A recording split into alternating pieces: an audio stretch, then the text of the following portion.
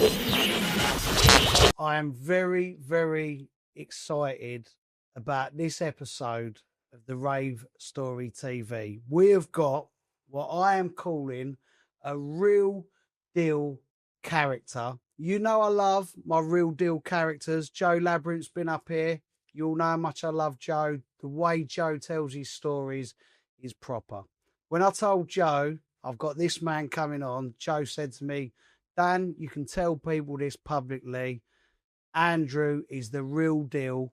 And when I first started going out raving and discovering this scene, this man taught me so much, even though he's much younger than me. Yesterday, I spoke to Andy Swaller. Andy Swaller said to me, Dan, give Andy my love. That man is an absolute ambassador and pioneer of the warehouse acid rave scene. On Saturday night, I played for Jay Pender, World Dance. I said, Jay, I've got Andrew coming on my podcast next week. He went, Dan, that is amazing. Give him my love. And I cannot wait to hear his stories about the rave scene because he is the real deal. Andrew? Well, thank you, Daniel. What can I say to that introduction? I thought it made sense, right? Every time I can say this man's the real deal when it comes to warehouse promoting, but those three characters alone, three great guys as well, absolute governors, mate, absolute pioneers. Legends. And just I speak to Joe all the time. I speak to Andy all the time because I'm on his station, and I played for Jay on Saturday. So I just dropped in with them just to get their response, and I thought that was the best way to intro you. Well, we all go back a really long time as well for the beginning of this scene. So hopefully some of them stories will, get out here today. We'll come out. And the thing is, for me, because we're a rave podcast, because of my DJ style and what I represent, of course, all the stories of you smuggling and all the documentaries and all the other, it's out there. Yeah. That ain't the bit that interests me about you. It's the sound system, culture, the heritage of your mum and your dad, your rave history before Genesis and all that stuff that you did. So I want to go right in. I want to go into like the heritage of your parents first. Yeah. So, if we wind it right back, very interesting, I suppose, and it's kind of molded me to the person, I guess I become and the journey I'd went through, not necessarily, under their direction, but I kind of found my own way. But I guess they instilled a lot of different things in me that kind of made me want to be that person going out and getting stuff from an early age. So winding it back, my mum, she came to this country in 1951 from Jamaica, which would have been a terrifying thing at the age she was so young. It'd be like going to the moon, if you could imagine. She was 21. So, she was really a baby. And when she came over to England, obviously it was told the place was, paved with gold and stuff like that, which everyone was told it was a very hard place to come here and, survive. Like many things, she was married in Jamaica to her first husband, had my eldest sister, and she came over to be with her husband. That relationship was quite abusive. It didn't last. She left and she met my father. My dad, completely, East End boy from out of Oxton. Long history of builders. Bricklaying was a trade that had been passed down through a few generations. And my dad took the trade, but he also started to sell paraffin because back then people were reliant on paraffin heaters, to heat the houses. And he created a paraffin route, him and his brother-in-law, and that took them through the heart of, northeast London, where they sold door-to-door paraffin. And along that way, he, got to meet quite a few people in the West Indian community, became friends with a lot of people, and inevitably was one night invited to a party, which was where he met my mum. And, it was from the beginning, they kind of, fell for each other, and in no space of time, they sort of moved in together. and started to build a life. And how that life was built was interesting. And I think music kind of played a massive part. And I think that's where it kind of, I inadvertently, had it in me from the beginning. At first, in fact, a very good friend of my father, who my dad opened up some of the Paraffins routes, who was a guy called Bill Hill, not to be mistaken with the Billy Hill of the Craigs and of the generation of Jack Spots. He was, a little bit of a villain, but not a villain completely. But he did want to open a nightclub. And at that time, it was incredibly difficult. We're talking about 1956. To have a premises, dance and music license to play black music was virtually going to be impossible, the sort of stuff they'd face. So my dad, stepped forward and agreed to be director of the club. And he got a music and dance license secured. It was at 60 Green Lanes, Haringey. The club was called a Pepper Pot. And they didn't have a drinks license, so alcohol used to be tins of Coca-Cola laced with, whiskey, sold from underneath the decanter. But it was a club. It was somewhere where West Indians could go. They could, get in touch with their culture. They could eat Caribbean dishes. They could listen to the latest music, which was coming over on soft wax. And it was a general spot. My parents were very sociable people as well. In no space of time, very ambitious. My father being a builder, my mother, she suffered being evicted from a property earlier on when she first came to this country. So her ambition was to never be reliant on renting properties from people. So it was all about building and, buying property. And she'd done that successfully. She had two means of, making money. One of them was what they call a partner system, which is a community bank, which is quite common in the West Indies. It's where people who have got jobs, give a certain amount of money each week from their wages. A person known as the banker, which is my mum was a banker in that case, would hold on to that money, then disperse the pot of money to someone each week. And that money will be substantial, depending on how many people through the amount of what they called a draw or how much they put into the pot.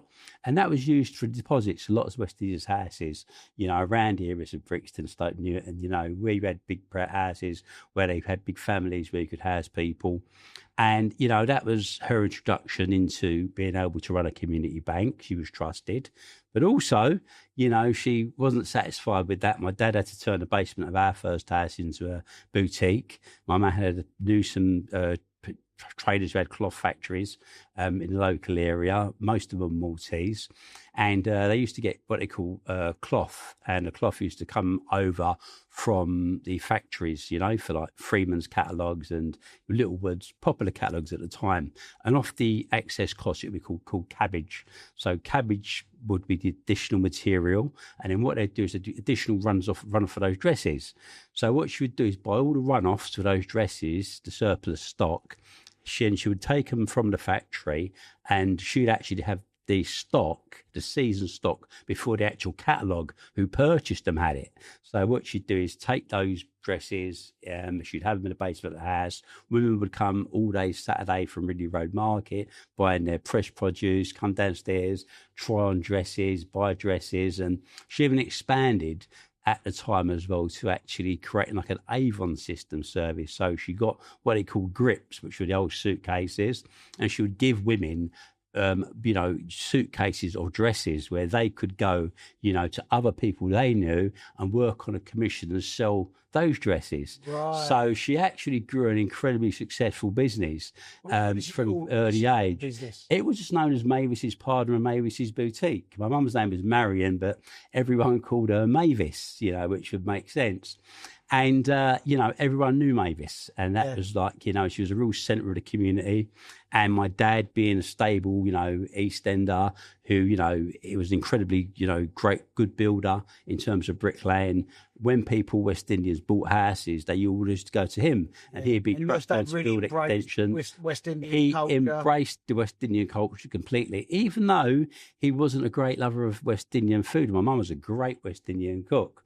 He still used to like his, fish and chips and, his Sunday roast. And my mum used to, do all that for him, as well as cooking, our West Indian food and her West Indian food and blending it all together. So we had a wonderful, fusion of mixed cultures in the household. And I think we benefited from both sides. I think it was a time growing up that, you were kind of learning and finding your feet, especially as a mixed race individual, because there weren't that many of us really around, so it was a little bit of navigating the wheel way through. But as I said, I had a really good childhood. What year was you born? I was born in 1966. Right. So, England World Cup and all that. Do you know what I mean? I kind of, when I sort of turned up, as I said, my sister had already been with my second sister. She was born in 63. So I was the sort of baby, the youngest one of the family, and only boy as well. So that was a question of, all eyes were on me. It was what's going to come next. And I was at school. I was kind of a not bad student. Went to a local school, which was a mixture of immigrants and, local, like East End children. And then I moved on to another school, which was a little bit more upmarket. That was called St. Jude's. Didn't take it personally, but St. Jude was the patron saint of lost causes. I think I was learning something early. Right. And then they sent me down to Philip Magnus, which was a local school in King's Cross, which again was quite a notorious school because a lot of people went to that school, who went on to, let's just say, take criminal paths in life. And I left there, school was going to amalgamate, and I was sent up the road to go to school in Edmonton. Well, North Londoner, So born and bred Arsenal. School. You went around? I travelled schools and never really settled at any. And was you getting kicked out of schools? Yeah, well, I started to play truancy. That was my thing. I got to a stage especially when I went supposed to go to school in Edmonton, I didn't like it. I didn't fit into it. And that was when my musical journey sort of started. So this is... Would you say mid-70s? I suppose we're talking about 76. I was 10 years old. So it was about 78. Right. When I was about 12, it started to go started to get a bit haywire. By the time I was 15, I was completely gone off the spectrum. And I think that was partly to do with my, love for music, because the journey had gone through that phase at Philip Magnus where you liked, specials, and the mod revival was back and you listened to that kind of stuff. But then I started to turn more to reggae. And a cousin of mine who had a sound system used to pass by the house every Wednesday evening, and he had a sound system. So I became fascinated with, the clothes, the fashion, the style, the music. And when I should have been going to school, the 149 bus happened to be en route to two record shops. On the left-hand side going up, there was a shop called Body Music in Seven Sisters. On the other side coming back, there was R&B, Rita and Benny's. And both of those were like two of the best hubs for reggae music, in London. So rather than spending time at school, I found myself spending time in those record shops. But, it further developed when a school friend of mine from primary school, his brother and his brother-in-law set up a sound system, and they lived not far from me. And, they started building their own speaker boxes. The system was called Harmonic Shades, and they were like a junior sound to a bigger sound called Stereophonic. They were one of the biggest systems that played on the circuit at that time. And I spent every day there, basically, learning how to build speaker boxes and giant quad boxes and learning about amplification, about sound system. And then I think their sound system kind of started to fall apart a little bit when I was about 16. All this equipment was going up for sale. So, I'd done what any 16-year-old do, beg, borrow and stole my way to buying it.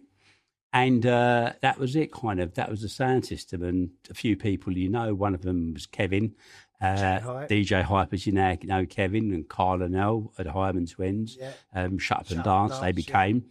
They lived on the road just one down to us, and they were great at building speakers. They used to be fabulous speakers. So we kind of used to, to get speakers from them onto the set that we had. And then one of my partners in the sound system was Richard. He, started to get heavily involved. He got a job, what was on the strike force, they called it. I think it was G&M Records before they become Wired for Sound. So him and Trevor Nelson had that job. They used to go out every day. And Trevor lived on the next road as well, Princess May Road. And they used to have to go out every day and put posters up in shops, basically advertising all these import 12 inches and American records. And, you know, everyone started to find their own way somewhere in music. I started to delve myself further and further into sound system. And like everything, I went off the rails a little bit, went to prison for a short period of time, but I bounced straight back into music. Did you go in prison for a while? I was used to rob people. Generally, you know, I was just a horrible person, you know, because that was the environment I chose to make myself, you know. But music, of course, I loved, but I couldn't get a grip on it, you know. But then coming out, I did get a grip on it. I started to, you know, fall into the whole scene of the rare groove. And then actually, I missed a bit there because when I went to college prior to that, I had a friend there, bigger, and they had a sound system which was mellow rockers. And I had obviously the amplification, they had the speakers. And what we then done was used to hire out the sets, which were the early soul blues parties. So Dominic Cattle Estate in Leighton, they used to put on soul blueses there, and those were very early. So this was Derek Boland, you know, who was like one of the pioneers of the whole mix scratching scene, and Bobby and Steve from Zoo, who had the decks, who would turn up with the decks. We provide amplification and speakers. Lyndon C, who was one of the pioneers of this scene. Lyndon needs to get mentioned. Lyndon, yeah, people, you know, Lyndon's not mentioned enough, you know, and he was one of the pioneers of this whole scene, you know. And so that was the early stage. This was soul blueses. This was before the scene came into it. Then I became a rare groove DJ because I used to collect. Give me some people. Of the tunes you used to play. God, so so the tracks I'd play, like Voices of the East Highland, Wanted Dead or Alive, was a big tune. Gwen McRae, Love I'm Giving, I'm Back for More.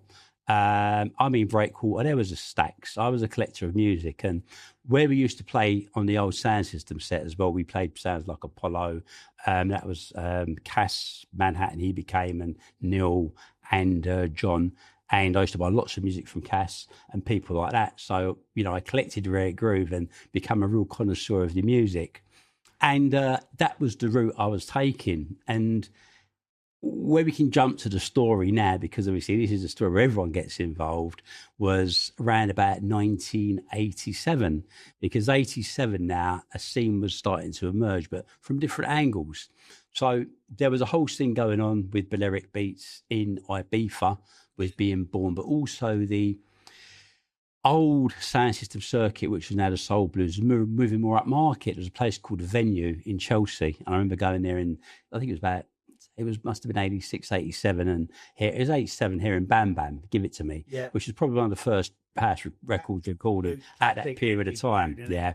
And this was merging through, but I wasn't paying much attention to it. But then one afternoon, a couple of my friends, who you know is Freddie. Fresh Plate Freddie. We love Fred. So long before Freddie was working for Keith Tubby's Cutting Studios, Freddie had a regular job as a lift engineer, but he found himself out one night, and they went down to the Trip, which was the result of Nicky Holloway coming back, moving away from the Special Branch, which was his, you know, concept he used to do, which is a rare groove event, usually do at the Zoo, and moving over to this whole new acid house kind of scene at the Trip. At the Astoria. Anyway, one of their friends, basically, he went at a party. I'd done the party, and this was the beginning of S Express being played. And then the following week, I had another guy come to me now, and this was Peanuts. And Peanuts, again, we've got to give Peanuts some credit here, because it wasn't for Peanuts, there would have been, you know, I don't know what would have happened, because he was one of the real people who actually went out there and put himself out to do events. Yeah, because Joe mentioned Peanuts. On Joe's podcast, Joe mentions Peanuts as taking him in to his first thing. I don't want you to go forward too quick to Acid, because we've got to talk about the blues, and you putting on blues part. We can get into you breaking into warehouses and doing illegal warehouse parties without talking about you doing that sound system. Okay, so that was a big part of the sound system and stuff like that. Yes, we can't jump over that, definitely not. No. So where we used to do parties, because warehouse parties was nothing unusual to us. The whole kind of scene, how that came about, was that we used to have what we called catchment houses, which were houses that we boarded up basically by the local council, huge holes in the floor. You know, you couldn't go near them, the toilets were broken, no kitchens. And what we'd do is we'd find a catchment house basically and put on the blues. But the blues concept was very straightforward, and it usually entailed going to a shop, an off licence. My parents, fortunately, you know, had an off licence as well. And, you know, you used to get sale in return. This was all the drinks, and it was like a full bar, brandy, you know, whiskey, Tennant Super, you know, pungently cherry bees and baby shams. It was a typical Afro-Caribbean, you know, drink set template of what people drink at those kind of events. And that would be obviously one of your streams of income. You'd have a table across the door, that'd be £3 entrance, and you'd go down to the flyer shop. We used to use a little place on Kingston High Road called Clearprint, and you go down there, print like 500 or 600 flyers and give those out during the week and during like Saturday, particularly at the markets, and sort of hope for the best, you know. And we started to grow quite successfully across that border. So you moved into those, and also you squat houses as well were another big ones. So you could spend a bit more time, you know, they weren't so obvious that they were, you know, completely derelict, like setting those up, putting those into place. And we played sound clashes as well. So you used to, you know, get other sounds that will play, you know, with you side by side. You split the door with them or charge a certain fee to play. And even we had a venue, one of our venues was a guy called Bugler owned it on Dunlace Road. And he'd actually built a shed, a big shed at the back of his garden, completely illegal, where they played dominoes, no fire escape, nothing like that. And we used to rent that £60 a night, and we'd literally pack it to the Guilders, you know, with people. And I mean, it was sweat. It was insane, you know. What was you, 16, 18? 16, yeah, 16. Right. You know, so I kind of jumped in it very, very early. Yeah. And let's say 16, I'm fully responsible for the event. So you've done everything from controlling the sound a lot. The areas you were in, did you ever get trouble? Well, you know what? It was unheard of. It's nothing like it is today. What you got to understand was this, particularly in our culture, it was so different because we never had babysitters growing up, okay? If you parents had to go somewhere, they dropped you off at your uncle's house and you were around all your cousins. Yeah. But not even your cousins, people dropped off, their kids were dropped off there of colour anyway. And you'd adopt cousins that weren't even your cousins. So you tended to know so many people. So the conflicts there were conflicts, don't get me wrong, but they were few and far between. You know, people weren't really going to come along and want to stab you for no reason. All right, you could have tread on someone's shoe and it could get sticky, especially if they were crocodile skin shoes, and people could have attitudes. But it was very rare for someone to be shot. It was very rare for someone to be fatally stabbed. Do you know what I mean? So you somehow guided your way through, you know, as I said. I'm not saying it was easy and it wasn't rough because, you know, people did fight and that was part of growing up, you know, but it wasn't anything like it is today in any way. How often did you do the blues parties? Weekly? Roughly once a month, because by the time you had to get everything together and you had to, you know, sort of, you know, if you're going to play with another sound, select what sound's going to play. What was your sound called? Sorry. Mellow Magic. Mellow How Magic. I missed that one? Yeah, Mellow Magic. And our theme tune was Lorel, Mellow Mellow. Right. So that was our signature tune that we would play, you know. And that was a mixture of rare groove and, you know, Philly soul and also reggae. So the ladies selection. Ladies selection, yeah. And of course, Lovers Rock as well. Lovers Rock was a huge thing because at that time, you know, clubs we went to, like the Four Races, that was one of the clubs, Phoebe's, and the history was sort of very deep with both of those clubs. For example, you used to have Phoebe's, which was the first on Amherst Road, and a guy who used to have a second-hand shop, a friend of my parents, Vin, he'd bought it, funny enough. People thought the Craigs owned it, but the Craigs never actually owned that club. It was called Regency, but there were four brothers that owned it, the Barry brothers. And what happened was they obviously were implicated in one of the famous Craig's murderers. And one of the brothers obviously went to prison with the Craigs for the murder. the club was put under severe pressure from the police. It closed down and it found its way into Vin's hands in the 70s, you know, and then it became one of the first reggae clubs that played Lovers Rock exclusively on one floor. Then you had, you know, Roots Reggae on another floor. And of course, my old friend Newton as well, down the road. So the story with that went back even further because Newton used to have a partner called Charlie Collins. And it was actually Charlie and my grandfather had a friend who actually owned it, but he owned the lease to that building. It used to be a car auction years ago. The four races as you know it, yeah. And I think he gave Charlie the front of it, which was the Rambling Rose, originally a little drinking club. And then in no time, it expanded. Newton obviously was there with him. They'd moved the club, I think they had it in Highbury originally, the shebang that they used to do. And Aces opened. But then where Aces became really big was it was a sound system club. Yeah. So the sound systems used to play in the front where Labyrinth sort of started off. It used to have Sir Coxon, who was the resident sound system, Fat Man and Java. And of course, it had its share of controversy because obviously Ranking Dread, the famous Ranking Dread, he used to MC on Sir Coxon's sound system, and he was accosted by the famous Cook Report, Roger Cook, the reporter. I remember once at the doorstep of the club, you know, where they proposed he was head of the Yardies. So the club went through a lot of, you know, problems like that, but it had some great times as well. I remember Newton telling me how the Oasis was open because Lovers Rock started in the Four Aces. Louisa Marks, you know, sang, I think it was 76, Caught You in a Lie, which was the first Lovers Rock record probably ever produced. And what they done was they managed to open up a club which ran through on Rosemary Place, which I know Joe opened, and you ran the club right the way through. Right, yeah. And that was a separate club. That was called the Oasis, and that was purely Lovers Rock, where Sir Lloyd and Sir George played. And then the bigger sound systems, the Roots Rock Reggae sounds, played at the front of the club. So it was a real den, you know, for Caribbean music pushing out. And my connection was there, obviously, not only how that club was got, but a member of my extended family, Junior Lincoln, his sister was very close with my mother, and the whole family was, in fact, and Junior was one of the pioneers really of reggae in this country.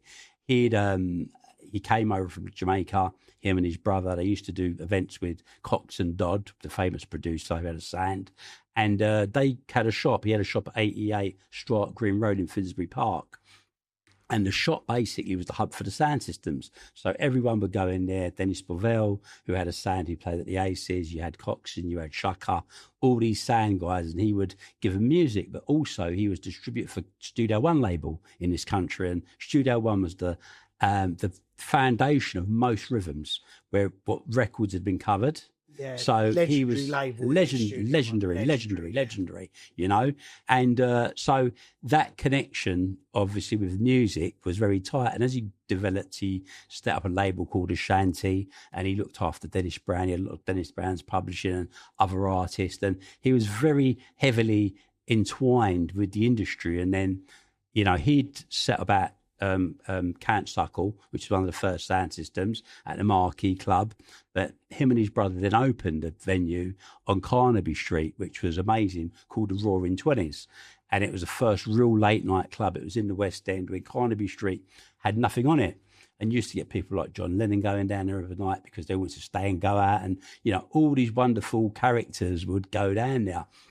So he became at the centre hub of this wonderful generation of reggae moving through. So, of course, that was where I started to, you know, learn and understand the mechanics of it. I study, yeah. Soak it all up and everything, you know. I look at everything. It's my mind. It's like, how do I get there? It's like, where am I? Where do I want to go and how do I get there? So if I see, you know, if I've got a sound system and I see a different sound system, I think, how do I get there? And it was what I'd done from going from a reggae sound system to producing Reggae Sunsplash, Yeah. because you want to go from somewhere to not just stop there, but do the biggest thing you can do in that world, you know? Yeah. And it's always been like that. But you have to learn the journey. It's very important to see those that have gone there before you, how they got there. Yeah. It fascinates me, your recollection and your knowledge of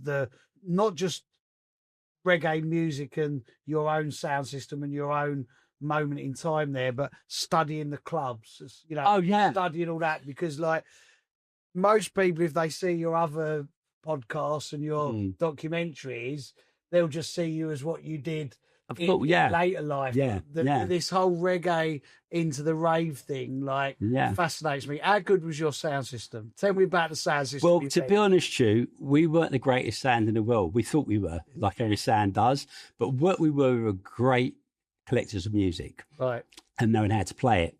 So, you know, since sounds had different weights, you know, it's obviously the quality of the sounds. So we didn't have the greatest system in the world. We had a decent system, but it wasn't comparing to my friend Dennis Rose Saxon or any of the other sounds who were serious systems. But musically, we were spot on. We could select good music and we could appease crowds.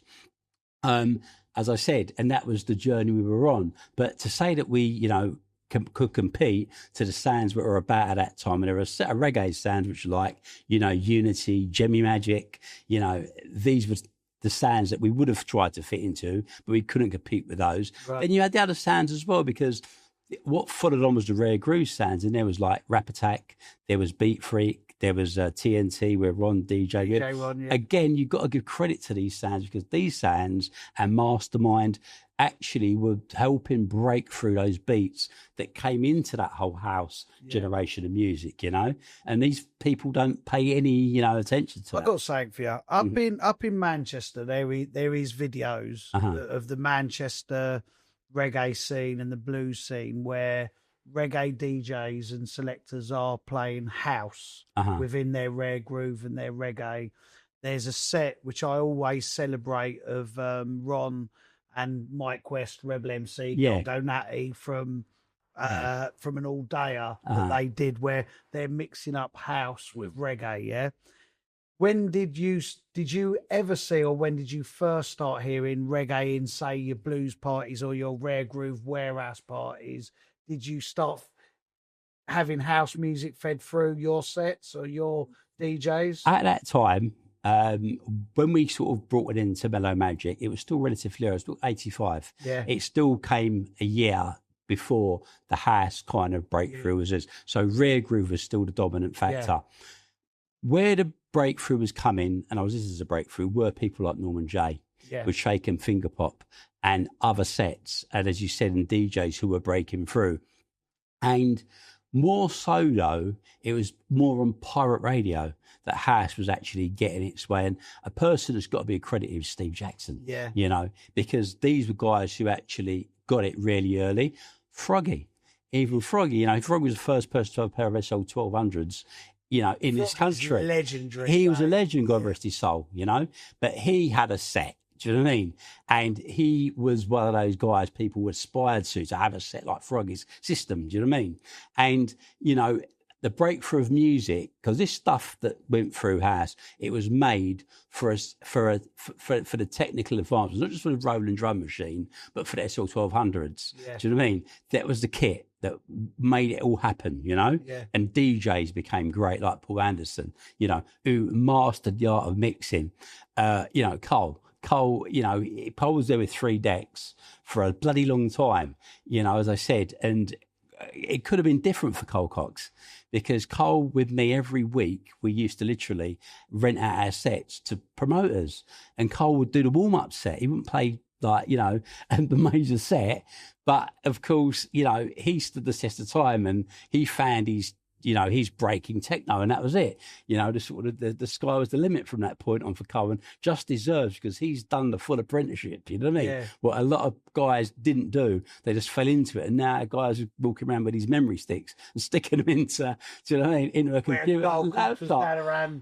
blued and wear out. I'd done hard. Acid parties. They put in the work. They put in the work, Sept you know. and doing the warm-ups. It was seriously hard work doing this and investing in this, you know. But getting back to the question of, you know, seeing the transition of the music, yeah, it was gradual. You know, you had the soul to soul, you had the warehouse parties, you Judge Jules, you started to see warehouse parties coming in, Rosemary Place, places like that, and musics were being broke, but more so hip hop. So hip hop was more or less breaking in, the break beats, and these were the beats that were coming through.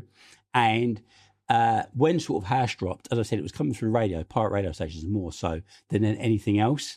And then the early raves, as I said, were things like the venue at Chelsea Football Ground. And then you did have the whole jump start of, you know, the Ibiza lot coming back and Danny Rampling, you know, putting together the Shoom, and you had that whole Balearic beat coming across to it, which the two didn't mix, first of all, completely. So that whole scene, exception Nicky Holloway with a Special Branch, right? But the scene generally didn't cross. But what did happen, it was like one magic moment, and I'll tell you what the magic moment was. It was called Ecstasy Pill. Right, and there's no question on getting out of it. Right, once that came into the mix, you know, everything, all bets were off the table. Everyone mixed. When did you have your first one? Well, I'd actually done incredibly well because I resisted the temptation of taking ecstasy, you know, for a reasonable amount of time. Mad when you was there. It was mad because I understand the culture I was coming from, we smoked weed. Because there's a black culture to smoke weed. You wouldn't even stick cocaine up your nose. It looks at as filth, right? To take a tablet, it was like almost unheard of. Yeah. So you got to understand mentality. That's where we came from. And it wasn't until, you know, being involved in the parties and the parties, no, so we'll get towards the parties. Yeah. The party journey was, and that's why some of these people have to be given credit for what they've done. I came in, Peanuts, done the first event for him. Mervyn, he played, the guy from... When was that event for? That must have been... I was trying to think about it the other day. I reckon that was around about... Must have been...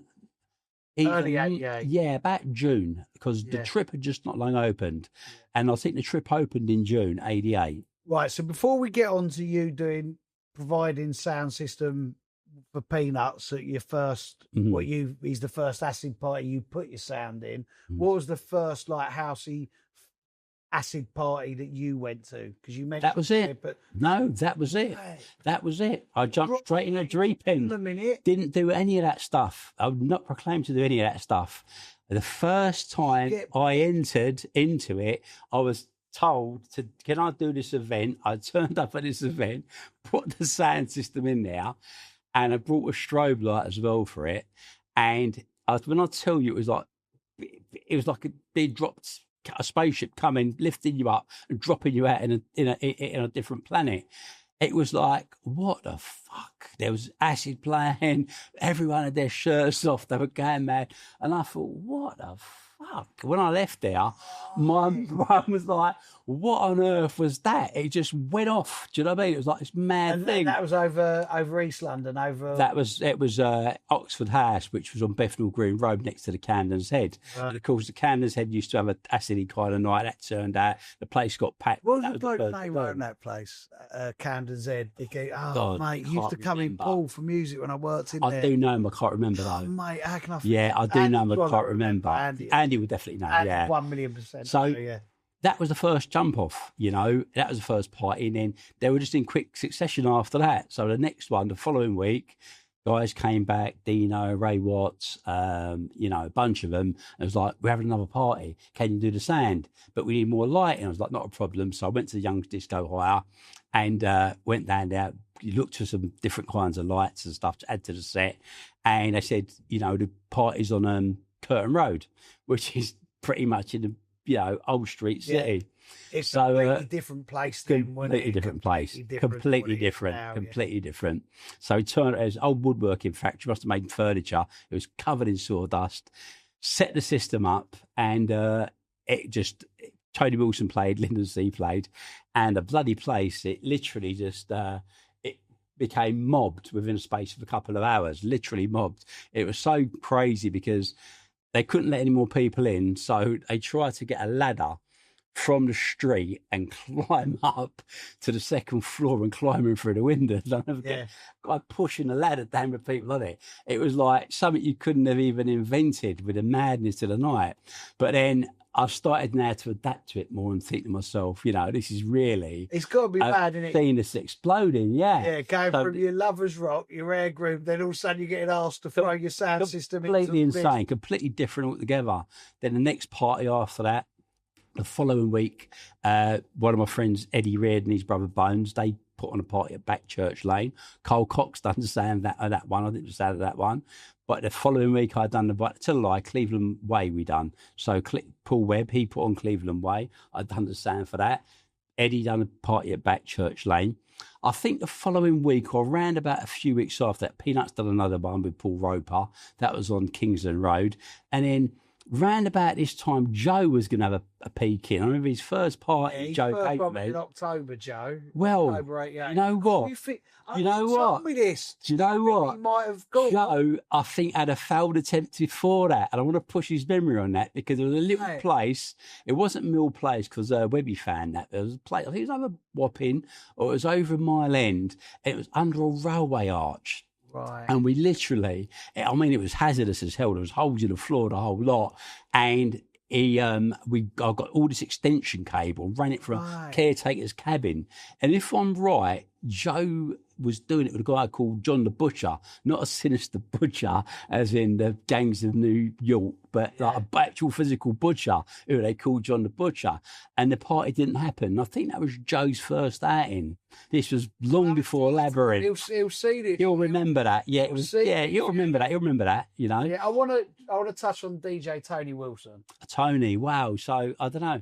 Tony, I think we got to say he's not to be confused with Tony Wilson, who owned the Hacienda. Oh no, yeah, records. Yeah. So yeah, I've mentioned many times on radio shows and that Tony Wilson around East London, around this area of Wood Green, Tottenham, he was like everyone followed Tony Wilson, but he doesn't get mentioned in the history of Hilaric Beats and Alternate, which he did. Explain the furore around Tony. So Tony basically was the scene, and I'll tell you what pushed him as well. He was the local lad who you could touch base with because he was there at Stepney. You knew where to find him, and the corporate to that was Andy Swaller. Andy, every week, Andy wanted to put a party on. Yeah. Him and Bones, they'd come to me. I mean, 3 times in a week sometimes, and they'd turn up at my mum's shop where I kept all the set, and it'd be like, right, we're on Carpenter's Road. We were on, where were they? Carpenter's Road, Marshgate Lane. They were literally, any door that could be kicked off, they wanted a party in there, you know? And we did have this whole, like, week in, week out, middle of the week, after any club, you know? And Tony was the only person you could drag at the last minute. So I'd come with a sound, Tony would be there with records, and it was a warehouse party it was on. And I'll never forget, one day, this was quite a classic, they broke into the old Popular bus garage. And huge place. Andy Swaller broke into huge. I think Bones might have broke into it, and Andy did a party with him. And they went into the bus garage, basically. It was a giant place. We boxed off a smaller room. Anyway, being a bus garage now, it wasn't just an empty warehouse. This was like a proper government building. Right. Anyway, the police turned up as they usually did, and obviously Andy took off. But then me and Tony were left there because Tony's playing the records and I've got the sound system plugged in. Anyway, they grabbed Tony, and it wasn't him a lot. I say, grabbed Tony by his head. It was ginger hair, like long as about it, and grabbing him like that. The police lifting him out of there.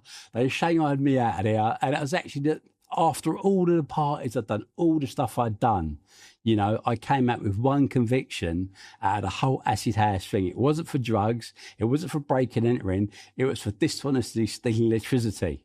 Because you plugged in the set into a warehouse or into a venue, and it's the only thing you could get charged with. Honesty for dishonestly stealing electricity. That was the charge. It was the only charge you could have because they couldn't tell who broke in there. Do you know what I mean? They couldn't, you know, so you couldn't be able for breaking and entering. And was that because so that's all before Genesis, All before Genesis. and it's before the Acid Squad come along. The Acid people get really confused with Acid Squad.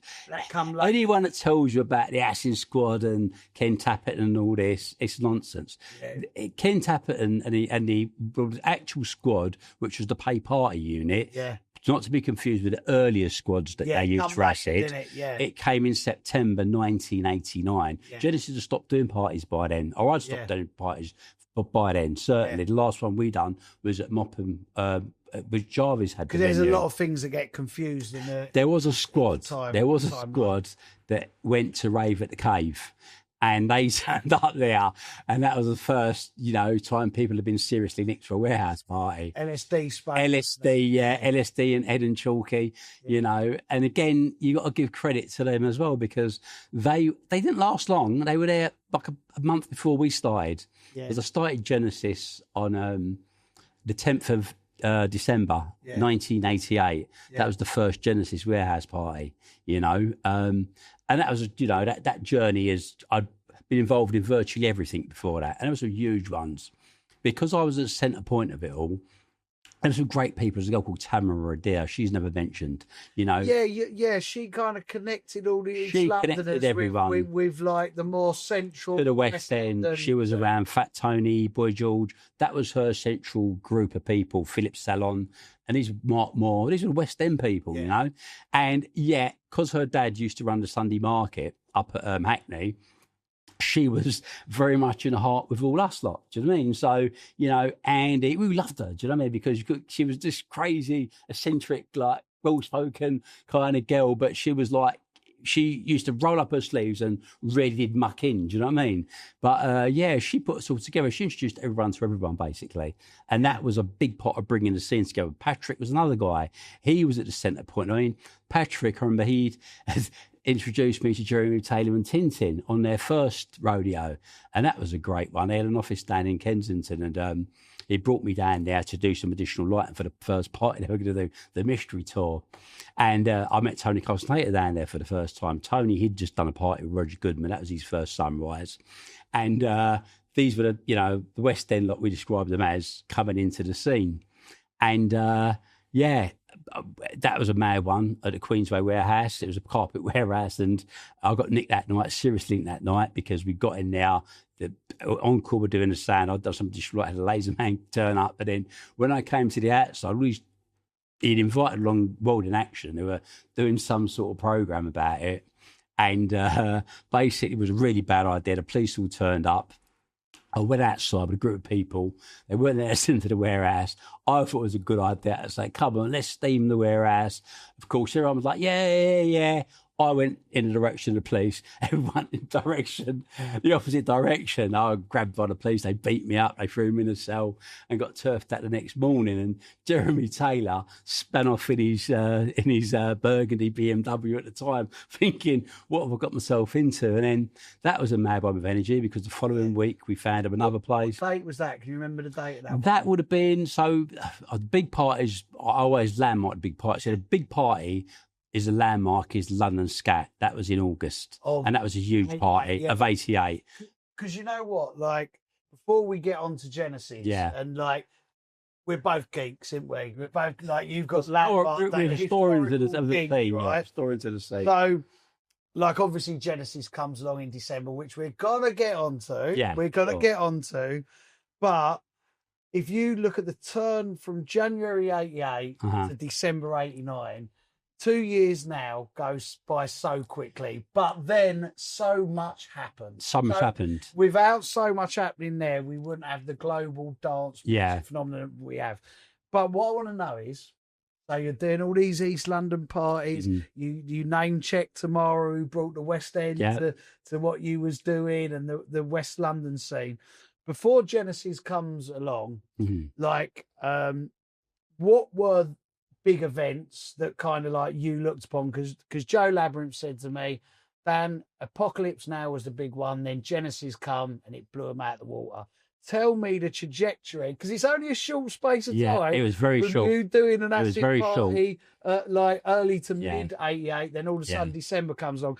Tell me the big parties and the things that you looked at, and then when Genesis come along, and then you went. Well, I'll tell you I'll tell you the journey, and I'll tell you the people as well. Go on. So how that journey went, it was that summer that it all kicked off.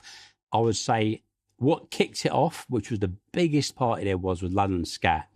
And it was Mark and Syrie, God rest his soul. They were fashion designers, basically. I mean, eccentric fashion designers. If you ever saw those carpets, jackets, they used to make these jackets out of carpet. And they were really, really fashionable. And they used to make, various things that were featured in Vogue. And the guy was completely, really, I'm not saying insane, he was insane genius. But he'd come along, he went to the warehouse. But again, Tamara introduced me to Mark and Syrie. They had a warehouse, they lived in Waterloo. They lived in a warehouse, and they were going to put the party on in the warehouse. I mean, they even got sponsorship from Smirnoff Vodka. This is how plugged in they were. And the day of the warehouse party, we got there. And, of course, the police were sitting outside. There was never going to be a party happening. But the night before, Bones and Paul Webb had done a party at Bermondsey Street. It wasn't a very big party, but they'd used the warehouse. It was a great warehouse, though. And I said, hold on, I might have a space. So I'd called Paul and said, look, Bermondsey Street, we want to use it because these guys have got a massive party about to happen. And Eddie, Dash Bones' brother, Bones, they all wrapped down there and literally went en route through the over Tower Bridge off to Bermondsey Street. And Bermondsey Street was the night it happened because it was West London meet East London meet South London meet North London, and everybody who was anybody who was part of that scene. It was called a London Scat, and that was the first big party in August. That was the first time Fabio really got his first real outing. He played with Colin Dale, and who headed the bill? Tony Wilson. Do you know what I mean? Tony was on every headline, Colin right? Dale always gets my love. He DJ'd at my last party. I put on. Amazing. Again, one of the pioneers of the scene, So Scat came along, and then in quick concession, there was... so another mad one, because I'd done all these parties in East London. Put all the sound in. But then I started finding all the warehouses. Yeah. So you were finding them the warehouses. Well, I had them, didn't I? Because I was doing the smaller parties for the guys who weren't getting crowds, but they had amazing warehouses. All the big promoters who didn't have warehouses wanted warehouses. Yeah. So my deal was you buy the drinks from my mum's shop, entered, I'll fund you the warehouse, and I'll supply the sand. Yeah. So there was always two bites of the cherry that I had, Yeah. And obviously, whoever had the warehouse would get a massive payday as well. So Roger Goodman, he turned up with Addy. Addy, I don't know if you know Addy. Addy was very popular on the scene. He had a part in Snatch, the film, the Guy Ritchie film. He played Tyrone, the getaway driver. Okay. So Eddie was a big part of this scene. I went to school with Eddie's brother Cass. We were in the same year at Philip Magnus, And Eddie was younger, but he found himself integrated into this scene like no one could imagine, And the pop stars loved him. Every famous person from Rod Stewart, he was around them all, and he kind of brought loads of people into it. Well, one day he came by, I think he brought Roger Goodman actually into the shop. I can't remember if Patrick or someone was also with him, Tamara, and they were there and wanted a warehouse. And the week before, two guys I knew, Russell and I can't remember, Philip, that was his friend's name, yeah. They put on a party. They had an amazing warehouse on Waterden Road.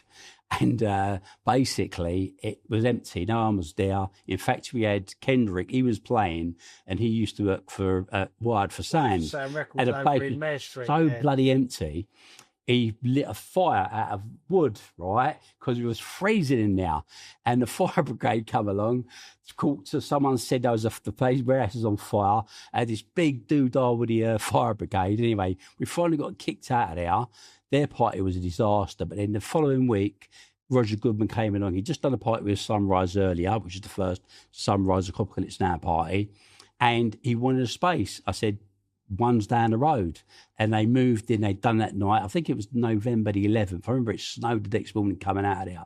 But that was a huge party. In fact, who I brought into Genesis, Wayne, that was the first time he went to a warehouse party. I invited him down to see that one, you know. Right. And then there was, what else was a big event, I'd say, at the time? So Jeremy and Tintin, they were trying desperately to find their feet, because earlier that summer they tried the party, which was no-goer, at the Carpet Warehouse. Then they came across again looking for a warehouse, and it was actually my friend Fitzroy and Lyndon and who was it, Robin Perry, used to do Hypnosis, which was a night called the Dungeons underneath the Greyhound pub on Leabridge Road. So they knew of a warehouse, and it was it's an Iceland now, but it's a snooker hall.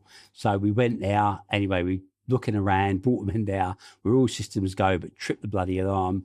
The security guard, he came out. We managed to bribe him, but then the police came as a result of the alarm being tripped and kicked us out. And then in spontaneous movement, I mean, Lyndon tried to get us into a mosque, or it was a synagogue. I mean, it was mad. Rave in a mosque. We were going to go anywhere. Do you know what I mean? Like, this is what it was like at its height.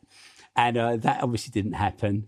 And eventually, Jeremy and Tintin were just exhausted by it. And also, the brand they had, which was a really classy brand, Carbon Production it was called, was just getting trashed. So he decided to talk to Peter Stringfellow and got a Hippodrome. Now, Stringfellow had known him and Eddie Davenport from the Gatecrasher Ball events that he used to do. So he thought, it's going to be a great event, all these public school kids, all this money. What he didn't tell him is going to be like 2,000 eat-up, acid-head kids that don't drink. So they descended on Hippodrome that night. All the lasers, all the crowds, and I think Stringfellow had the worst bar takings ever in the history of the club. He was fuming with Jeremy, but Jeremy managed to get what was early party. It was called Insomnia originally. Then when they couldn't get a space, they called it In Search of Space. And then after that event, he then transformed into Energy. And then Energy, obviously, the rest is history with the huge Dance 89 party and, you know, all that followed, Linford Studios. So that's where Energy came up from and exploded. You Tony, were in the mix, mate. I was at every party. I don't think there was a party that happened that I never had a physical involvement in somewhere. I was either getting the warehouse, doing the sand, doing the lights. I was organised. I was in the heart of it. The sound it was bizarre, and that gave me the edge. Having the technical knowledge and going from blues parties, it was no difference to warehouse parties, because breaking into a warehouse was nothing. We'd done it with catchment houses, we'd done it with squats. So this was part of I'd seen happen since the 1960s, from as long as I can remember, blues parties and shebeens parties, do you know what I mean? From my parents' generation. So when it came through to me, it was like, not a problem, you know. Incredibly young as well. Oh, God. Well, I think I started out really, really young. I think by the time we started with the warehouse parties, I was 21, you know, and that is very, very young considering what we were doing and what was going on in Britain at that time, because we were at epicenter not just of a media storm, because the press came down incredibly heavy on it, but a whole change of culture, music, fashion. But, you know, and I don't think anyone understood, you know, if we'd played that very cleverly and carefully, you know, we would have been in another Ministry of Sound. Imagine if your 18-year-old son now was breaking into warehouses for the thousands of people on Class A's. And it's hard to imagine at this age now, isn't it? It's your biggest nightmare as a parent. Yeah. But at the same time, as a parent, being through all I've been through and all I've done in my past, you know, the best thing I'd do is say, hold on, pause. Yeah. Right, this is a business. And this is how you're going to structure this. Do you know what I mean? Yeah. And, you know, you'd think about merchandising, all the stuff we didn't even think about. But that period you're talking about, there was no rules. The rules had only... We made up as we went along. Literally, it was happening in the moment, organically, week in, week out. Like, so many of the things, how we see it and view it now, we didn't look at it like that then, whatsoever. The other thing that interests me about that moment in time is... had all the sort of, because it was so early that them first 6 to 8 months we're talking about of 88, the East London warehouse scene and all that, the gangsters and the football hooligans hadn't started taking over the events yet. See, as you know, when people talk about these gangster stories and you know all this stuff, and this is what I just don't get it. Right, you explain from your mind. Look, we were over in East London, right? And we were, you know, a lot of local lads were West Ham, right? Okay. And all our friends, okay. And everyone was enjoying that scene. Yeah. Okay. And everyone got along well with everyone, right? Now, the reality of it was, like everything, it's a competitive business, you know? So there's going to be falling outs. It's inevitable to happen. But when people started to label things and started to, you know, say, oh, gangsters are taking over, you know, it's like creating monsters that don't even exist. Yeah. You know, there's a monster in the cupboard. Ooh. It's not. It's just, you know, you got a few people who are a little bit rough around the edges who are just trying to make their way through it, right? And, you know, I hear stories and I was just thinking to myself, what, really? You know? Listen, we were at a stage when particularly Genesis, when we got to the stage of doing Genesis, we were becoming very big very quickly because we were fortunate to have a great warehouse we come across, which was Leaside Road. Keith, one of our partners, he came up with it, but it turned out it was a kid I knew, Roachy, God rest his soul. He told Keith about the warehouse. He'd come across it, told Keith. Keith jumped on it, and that was his entrance into Genesis. But the warehouse was great because we thought it was legal and we could use it every week. So when you had it, it was licensed to print money. And then the greatest blessing we had was Tony Colson-Hayter. So Tony, I always thought he was a public school boy because how he spoke. And I've got to correct, he wasn't a public school, but his sister, Charlie, has, you know, a few times said, Andy, we didn't go to public school. We went to bloody comprehensive at Milton Keynes, you know. And, but he had that appearance of confidence because his father was he was a lecturer in law. So he had the boldness to understand how to talk eloquently. He was a professional gambler. So he went into casinos in disguises and, you know, and cleaned them out, basically. So Tony was one of the smartest people I've ever met in my entire life. How old was he at that point? Same age as us. Same age as us, you know, but he was as bright as a button. And when he turned up at Leaside Road one afternoon, I knew him from before because I knew him from Jeremy and Tintin, you know, and he was like, he's got Sunrise. And at the time, I think they'd just done an Apocalypse Now party. They may have done one other party, but it was small. And he was like, great warehouse, you know, why don't we join together and put on parties? It was a no-brainer because we weren't equipped or ready for it, a warehouse of that size. And Tony's team, he's in a circle team. Let's see who we had him around him. He had John McHugh. How he hooked up to John McHugh was a living miracle. John McHugh owned Up Front. That's U2's staging company, right? So he's U2's staging manager. U2 were the biggest rock band on the planet at that time, okay, right? He's got John round him. He had Henry, another guy who was involved in film, as a film producer. He had his sister Charlie. But he had this magical little team, and he had a bunch of people that were his helpers who were, you know, willing to do anything. He had Hans, who had a good system, which was growing out. So he had a potential thing in place. And what we had street smarts. We knew you're coming down to Hackney to do a warehouse party. This is going to grow. You got to think of what's coming next, you know. And we did join up. The parties started to get ridiculously big, ridiculously quick. The police didn't understand it. And Tony was master of con, okay? And, you know, no one else can take credit for what Tony done. And it was Tony who done it. He used to be able to duplicate leases. So what he would do is he'd go to the estate agents, he'd take a letterhead, basically, and then he'd type up a contract to say, because he understood law, because his dad was a lecturer in law, certain, you know, infringements in law where you could have an event, basically, and the event would be under a disguise of a film shoot. It'd be a music industry party. It'd be something basically that created a loophole in law, and the police were very gullible. But when they see best, you know, ways of middle class, upper class, you know, white guy, very well spoken, in a suit, appearing, telling you about the law with a bit of paper in his hand, they're believing him, right? And when he started to do that week in, week out, which he done incredibly well, the police didn't want to know. They were thinking, listen, there's loads of white kids coming in here. They take whatever they're doing, but there's no trouble. You know, as opposed to the Hackney usual turnout, you know, a blues party, shebeens, someone might get stabbed, you know, there's some drama going on. These were well-behaved kids as far as they're concerned. So they left us alone. They let us grow organically. Brilliant. And that's what people don't realise. Genesis just grew and grew and grew.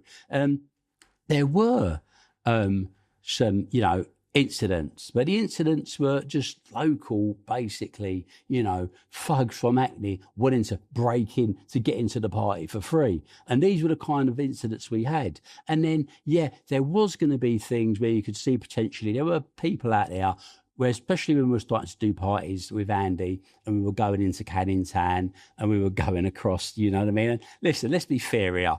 Tony was very well spoken. Tony was very delicate, there's to say. And the boys were going to try to, and he was going to get a little bit bodily, right? But that's the extent of it all, right? We did have a security team put in place, right? Wayne's stepfather, Colin, he used to work down at the stairs. Andy used to do the stairs on Wednesday night. I used to do the stand for him and Tony Wilson, right? And a few of the guys, Colton, so forth, worked on the door. He'd went to Colton, I think, or Dave, or one of them, and said, look, you know, can you put a door together? And if they put a door together, they was like dominantly ICF, but they're a good firm. You know, they stood their ground, and, you know, they were our security. So when we dropped them there, what it meant was, at the end of the day, people local, especially not from the manor, were going to come in and start anything. They felt part of it, and they actually, you know, looked forward to Genesis. And if anything, it was pride, because they wanted to be part of Genesis. Yeah. Do you know, I had no problem with that, right? Because it empowered us even further. But, you know, when you start then suddenly to make accusations that they're, you know, robbing and beating up and kidnapping people, it's all a load of shit. It's bollocks. Just to make it sound more glamorous. Just to make up stories. It's all fantasy, you know. The reality of it is, them guys protected us, right? And we gave them a share of the takings. Eventually, it was 25%. So myself, Wayne, Keith, each got an equal share. They got a share, but it wasn't huge, because by the time we'd separated with Tony, we still had big numbers, but the big parties we'd done was Genesis Sunrise.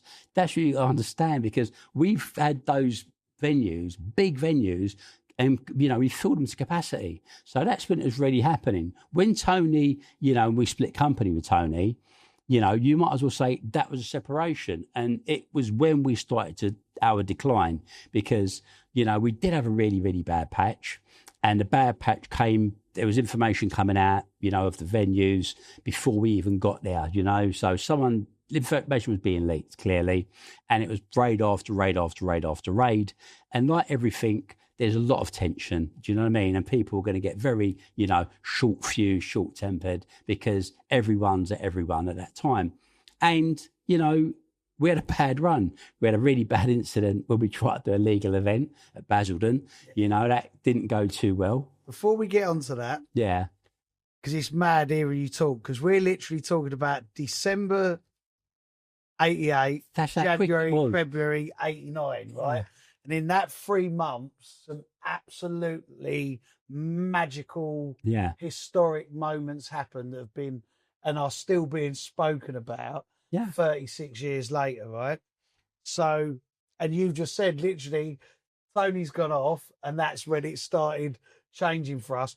How did Genesis, it's 3 of you with Genesis, how did you all meet up and get that first Genesis party going? How did that come, the 3 of you, and the first one out? So that's good. So basically, I'd obviously had a history of events, you know, from blues parties, you know, putting on my own events. I started putting Rare Groove stuff on at the Country Club and at Chester's, and, you know, a little bit more at market, into the journey, obviously, where then I, you know, was invited to that first party to do the Sound and the Light. And I was obviously ingrained in it, you know, and a lot of the parties as well, with Andy, all the other people as well, it got to the stage where I didn't even charge to do the Sound and Light anymore. What we used to do was, if we were breaking into warehouse, we used to say, I'll bring the sound and the light, and we'll split the door. So we partner up on them because literally they were so random, right? And that was that period of time. And then when I started to put bigger organisations into some of these warehouses, I saw the potential that these things can be massive, right? Because we can house them, we can do them. We've just got to think how they can, be scaled. And I met Wayne. Wayne in 1988 October at a friend's house, where everyone used to go basically, and I used to tell them where the parties were, events, blah blah blah. Wayne was round there. I spoke to Wayne. He'd just recently been introduced to the scene, had never been to a warehouse party. I think he might have went to the trip, and then I sort of spoke to another mixed race person, and said, look, this is an amazing scene. Anyway, I used to see him out a few places like the Camden Palace and so forth. Then I invited him to Apocalypse Now when I'd put the warehouse together for the Hackney warehouse for Apocalypse Now. Yeah. And he saw the potential, was like, wow. And I said, yeah, this is something we can do. Do you want to come on board? I'm going to put a party on. And it was like, yeah, of course. Anyway, that was it. So the first party, didn't have a warehouse for that particular one. He knew a guy called Dean who lived around the corner. Guy had a little warehouse he had access to, which was in Aldgate East. So that was a great little venue. Literally had all the sound, I had all the light, had all the infrastructure. It was as simple as that. I went to the local flower shop I'd been going to for years, and it was really mad because they used to have this symbols book, which were basically pencil drawings, most of them, which were old, and you had different ones. So I was looking through there, and there's one particular one, which was the head of, what's his name? Democritus, I think it is. He's a Greek god. And what it was a Greek god of wine, party and ecstasy, believe it or not, right? It was like, that's great. That's the head we're going to have. And it was also a little Egyptian kind of figure as well by the same artist. And we picked them two out of the book, put it on the thing, had a flyer, printed a few thousand of those. We knew where to go and fly them, and that was going to be, the Spectrum, the Future. Who else was doing parties at that time? I think Lenny D was doing stuff at Unit 4. Who else was there? It was few and far between. There was like maybe a handful of clubs, 6 places, but 6 places were enough, and a store, of course. And that was it. We were fortunate. Say fortunate. Our fortune was Rave at the Caves. Misfortune. Which night LSD talks about, they got raided. Podcast, yeah. That night they got raided. Police had calculated this raid for months or whatever. They turned up there and literally went in, took the place down, and we were the only thing on that night. So people naturally just in one big cohort went boom and descended on the party, and that was it. So Genesis Chapter 1 was off the ground. Yeah. First party went well. A little bit disorganised, but it happened. And then, how many people come to your first one? Well, look, you used to get, I think Rave at the Cave probably did about 500 or 600 people. Yeah. Right? Yeah. That's approximately, yeah. I'd say, give or take, everyone from Rave at the Cave came to that night, and plus what we had. And it was a very small scene. So if you had 600 people, that's probably a lot, right? Yeah. But the most important thing is we had a party that we got away with it, right? And, it wasn't until late the fire alarm went off and the police come and, everyone was sort of wobbling and it all kind of, time to disperse. But the party happened. The next thing was a stroke of luck, as I said, because next thing we didn't have another warehouse to go to. And then it was actually Keith who, went to Wayne and said he's got a warehouse. Then Wayne came and said, look, he's got a friend from school who's got us a warehouse. Can he come on as a partner? I wasn't thrilled by bringing in loads of different people, but at the time, you'd done parties with other people. And actually, we had another party booked to do with my really good friend Delsky and Shakesy, And we was like, okay, we've just got a warehouse to do the event now. And then we went in there. At this time, Tony turned up at the same time. And we ended up moving into that warehouse that Christmas of 88. And we done, the first one we held was Christmas Eve. I think that was with Delsky and with Shakesy. And the next, not Christmas Day, we done Boxing Day. Again, we had a drum with a sound system. Tony came down and got Joey J, Norman J's brother. Right. Because, Good Times Roadshow, Shake and Figure Pop preceded that with a sound system, Great Tribulation. And his brother, you know, was a big sound system guy. So he brought the sound system in. I can't remember who had played that night. I think Tony Wilson. Tony played at everything. Do you know what I mean? And Lyndon, Players Kenny, I think, came down and played as well. And we done the Boxing Day. But then after that, it was all systems go, because now it was Tony's turn. So it was like teed up as like, okay, what we're going to do. And then we said, okay, let's go for it. It was New Year's Eve. And of course, what descended on New Year's Eve, no one could have possibly imagined. We'd had 2 successful parties there. People knew where the venue was. So it was now, you know, police had been there. They let us get on with the party. It was like, it's a legal warehouse. So then we had a huge party New Year's Eve that night. Nearly got it called off. Tony had to blag the fire, the fire inspector that turned up with the police, but got away with it. And the following week, when it should have been nothing happening, we had the biggest party of the year. And that was the 7th of January, 1989. And it was huge. People put numbers on it of like 5, 6, 7,000 people. And, you know, it's hard to say how many people, because I've done festivals for 50,000 and I know 6,000 or 7,000 is a lot of people if you've got a trained eye to look at that, right? Yeah. You know, a few hundred people could like 1,000 people they're looking at, but the capacity and the size of the warehouse, we were thousands. We were probably 5,000 people that night, which was huge. That was virtually and everyone. birth week in January. When every club was closed, because no one could break bread in January. Do you know what I mean? It was a license to print money we were on. And then when we finally said, this is the magic formula, of all the luck, the police inspector came there during the week, because he literally was there every day doing it up and doing bits of pieces. I mean, Christmas, New Year's Eve, we had Milli Vanilli come down, who were the biggest group, literally, in the world at that time. We had Mark Moore, who was S Express, which is a huge track. Boy George, he came to all of them that night. I'll never forget. Tamara, she came and going, Andrew, George, they've got George, they've beaten up George. I'm like, what? Anyway, when I've come, I've looked, security's pulling Boy George across the floor. Literally, right? He's been in better states, let's put it like that, yeah? Anyway, they took him and they turfed him out on the pavement. So she's come running out, right? He's like Boy George, international superstar. And we've took him out, we've brushed him back. I thought, fuck. Anyway, right? He was not really comprehend anything. So we've took him, we put him to sit behind where we had the cat and where we had the money for Tamara and traffic to look after him. And I mean, we just had, that night we had it. I mean, celebrities. We had all the West End. We had a whole lot. We tipped it over to the point this was success written all over it. And then during the week, police inspector came along and said, look, I'm really sorry, but this warehouse who you're renting from squatting in now. And I'm like, what? The guy that had the warehouse who gave us this receipt, who had all these tyres in there, he basically was a traveller. He'd fucking put his own padlock on it, give us this moody receipt, and happy days. But with all the attention we were getting now, because this was becoming huge, the owner got wind that his warehouse is being crashed to have parties.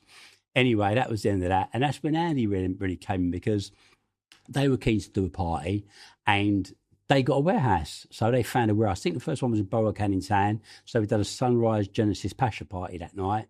And then we did another one. Andy Swaller's parties were Pasha, and that's before Pasha and Danny. That's it, yeah. Centervals. Yeah. Before you get on to that, see like a party that size, and the whole event is like everyone's on E. Yeah. Who's supplying the E's in the, or is it just from all kinds of people? Just people. The thing's this, right? Back then, pretty much everyone was to their own devices. Later on, when the super clubs came, that's when drug supply was getting control, because there was huge money involved in it. And people now were coming a little bit away from the, I love you buzz. Yeah. And they were becoming more, there's serious money here, let's monopolise this. But the reality of it is, people used to, go in and you did have friends and you knew their friends brought them in and you brought them in. What did happen though, and, it's people aren't aware of this, and I became very aware of it. During that time, the social drug dealer became acceptable, because you got to understand, when people sold Class A drugs, they were villains before that time. You know, even Puff was a villain, sold Puff.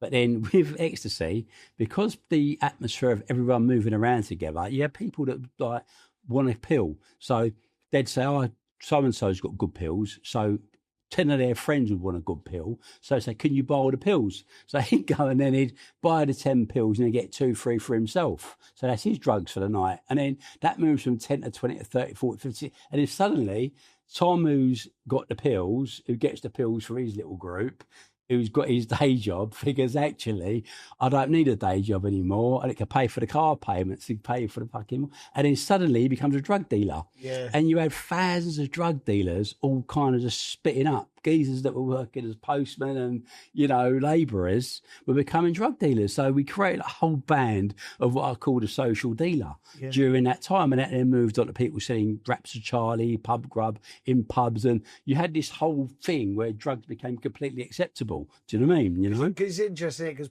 a lot of people think that the promoters, just like the scene was in such infancy, so was that side of it. And sometimes people have the illusion that, like, you promoters are in there putting 10,000 E's there. Look, don't get me wrong. You know, you certainly couldn't put it past me in my later stages, 100%. And I'll admit to doing many things, do you know what I mean, that did manipulate the drug scene as we knew it, you know, for my benefit, right?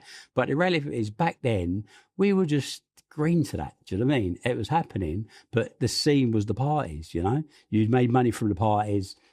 There wasn't the space to really do it. When I stepped away from the parties, I'll admit openly, that's exactly what I'd done. I saw the doors were open for the clubs. You know, we knew most of the people who were there, not just the security, people who were working in the clubs. Do you know what I mean? So you had access in through those doors, and you knew they were a license to print money because those were all legal, those clubs. Do you know what I mean? So, yes, that did happen, you know, but back then at those parties, it was too chaotic and unorganised. Do you know what I mean? Back to you then, Pasha, Genesis, and Sunrise. You was on that. Yeah, so those were the parties. So we'd done the sequence of parties, as I said. Andy and Danny, they found us most of the warehouses. I think we found 3 on the spin. Done those events, and then it kind of, I think the last one that happened was a big one we'd done in Edmonton, and Tony at that time, he was getting squeezed a little bit, right? And he kind of didn't like the idea of the East London vibe. He started getting a little bit panicky. He took Dave, who's one of our friends, Dave Roberts. He's from, you know, of North Side. He was kind of, you know, became close with Tony, and they decided to move across and do the Back to the Future events, which was at Linford Film Studio. I think they were the first one. And then they slowly but surely moved away from the East End, which is probably a wise thing to do. And they, you know, started to put on some bloody huge events, you know. And where he was landing it now was they were landing aircraft hangars, and they were landing like, you know, big farmers' fields. So they were actually at the real yielding end of the business, you know.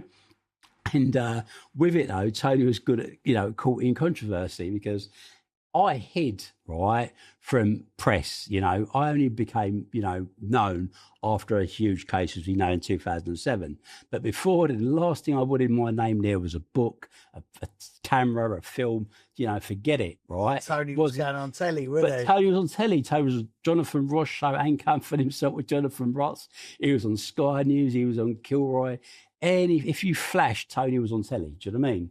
But he was doing it very cleverly, because what he was doing, he was selling his brand, which was Sunrise, you know. The only pity was that he wasn't more disciplined, because if he was more disciplined, you know, Sunrise would have been hands down, as we could have been, that Ministry of Sound brand. We could have had the record labels. We could have had the massive merchandising. We could have had a music channel. You know, it was endless opportunities because we really started it. Do you know what I mean? So we should have had it. So Tony moves off. Yep. And starts putting on he wants to come out of the East End. Back to the Future, Sunrise. To Linford, but then he starts doing big things. Huge events, yeah. you lads staying east and north and Yeah, so by the now underground. the parties were getting hit every week. Before they started, Yeah. they were just This getting is only smashed. after 3 months, though. This is after 3 months. Genesis Yeah. was a very small period of time. People think it was years. Yeah. This is 3 months. Do you know what I mean? It ran from December the 10th, and I think the last party we'd done, I remember the last party, and I remember Lyndon saying to me, it's over now, was we done 2 at Ferry Lane, and the 2 at Ferry Lane, the second one was time to stop because the police were waiting there. But across the road, there was a huge hangar where Depeche Mode used to keep their equipment. Obviously, they weren't in there anymore. They'd left that empty, and we done that party. I remember the party because Jarvis done his first party on the same night. Biology. So Jarvis, again, another great character to the scene. Jarvis very much kind of had that kind of street culture in him.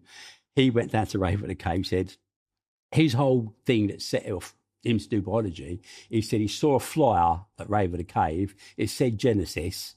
He's picked it up and he's come down to Genesis rave. And he said, and it was like a dance because it was. We had Mad Hatters do one of the sound system sets. We had all the traditional DJs, you know, we had, I don't know, Trevor Fung. We had Fat Tony. We had, you know, a whole contrast of DJs, but also we had Hatter's sound system and we had a bunch of DJs that came with it, like the Kendricks, people like that. So where we had that earthy kind of rootsy kind of vibe about us as well. And people could actually relate to that more kind of the street. And like that was Jarvis. Jarvis was like, fuck that. I'm going to get on that. And then he went full hog with the biology parties, you know, and he just didn't care. He crashed through and really, really just went for it and didn't care what he said on the flyers, who he said he was going to have on there, who he wasn't going to have on there. He went for it. You know, Tarquin, another guy, you know, I didn't really know Tarquin that well back then, but I've got to know him now.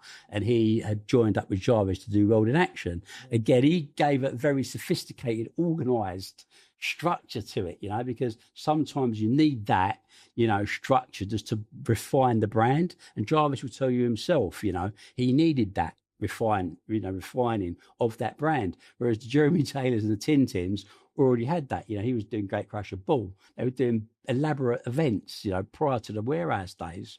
So you had all that. With us, Genesis, as I said, it started to die because of the amount of raids that happened. We had May the 1st, we had a huge event. We had an event which was at Basildon Festival Hall, which was a legal one. It was the first legal event and a most problematic one. It's funny, I was talking to Fitzroy the other day about this, who's hypnosis promoter, and you know, the security tried to rough him up as they did a few people in there. It turned out really badly for their security, and you know, there was 3 really, you know, serious injuries done on 3 of their doormen. And that was a sort of nail in the coffin because it meant we had to stay low to a certain degree. And Genesis after that just wasn't, you know, it didn't have the impact anymore. Everyone else was now moving forward. And to me, it was like I was losing heart with it. And then the final one we done actually was Mopham, but that was in August. And that was basically, we were supposed to have a venue. We didn't have a venue for that party. Okay, so we went ahead, we printed tickets, we printed flyers, and it was an upgraded flyer.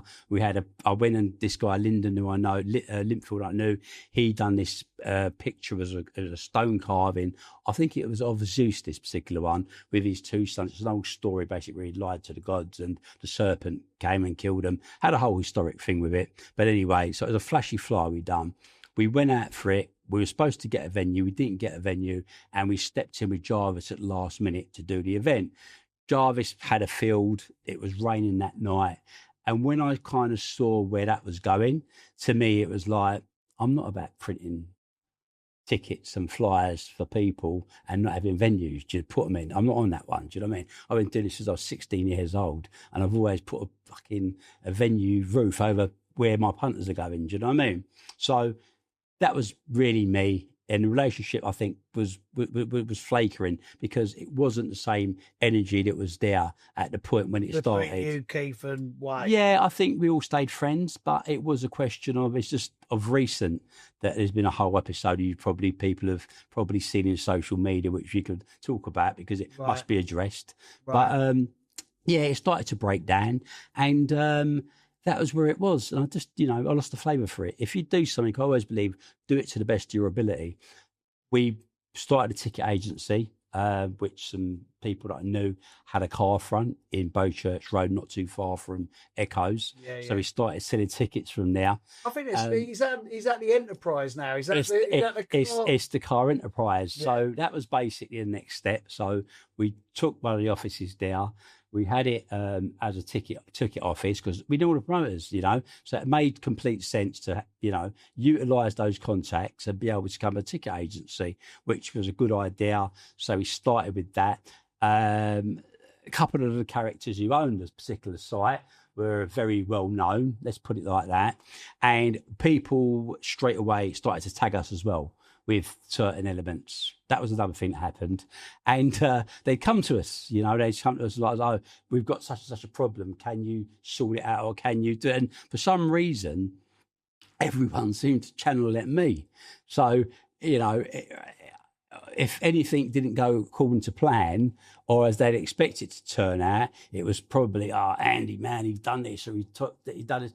And I'll tell you one, and it's really strange, and I haven't been able to talk to him about it, but I hope he listens to the podcast because Anton was a very close friend, right. And Anton Le Pirate, yeah, and he'd started Well Dance, and this was I shouldn't laugh, but in reality it was this. So he'd started Well Dance, and him and his partner came down just turned up one afternoon, and it was like, they've got some problems. I said, what's the problems? The guy that gives flyers for him, they was giving out flyers outside a club one night, and what was a partner in Well Dance with them, he had an event on that night, which was called Beyond Therapy.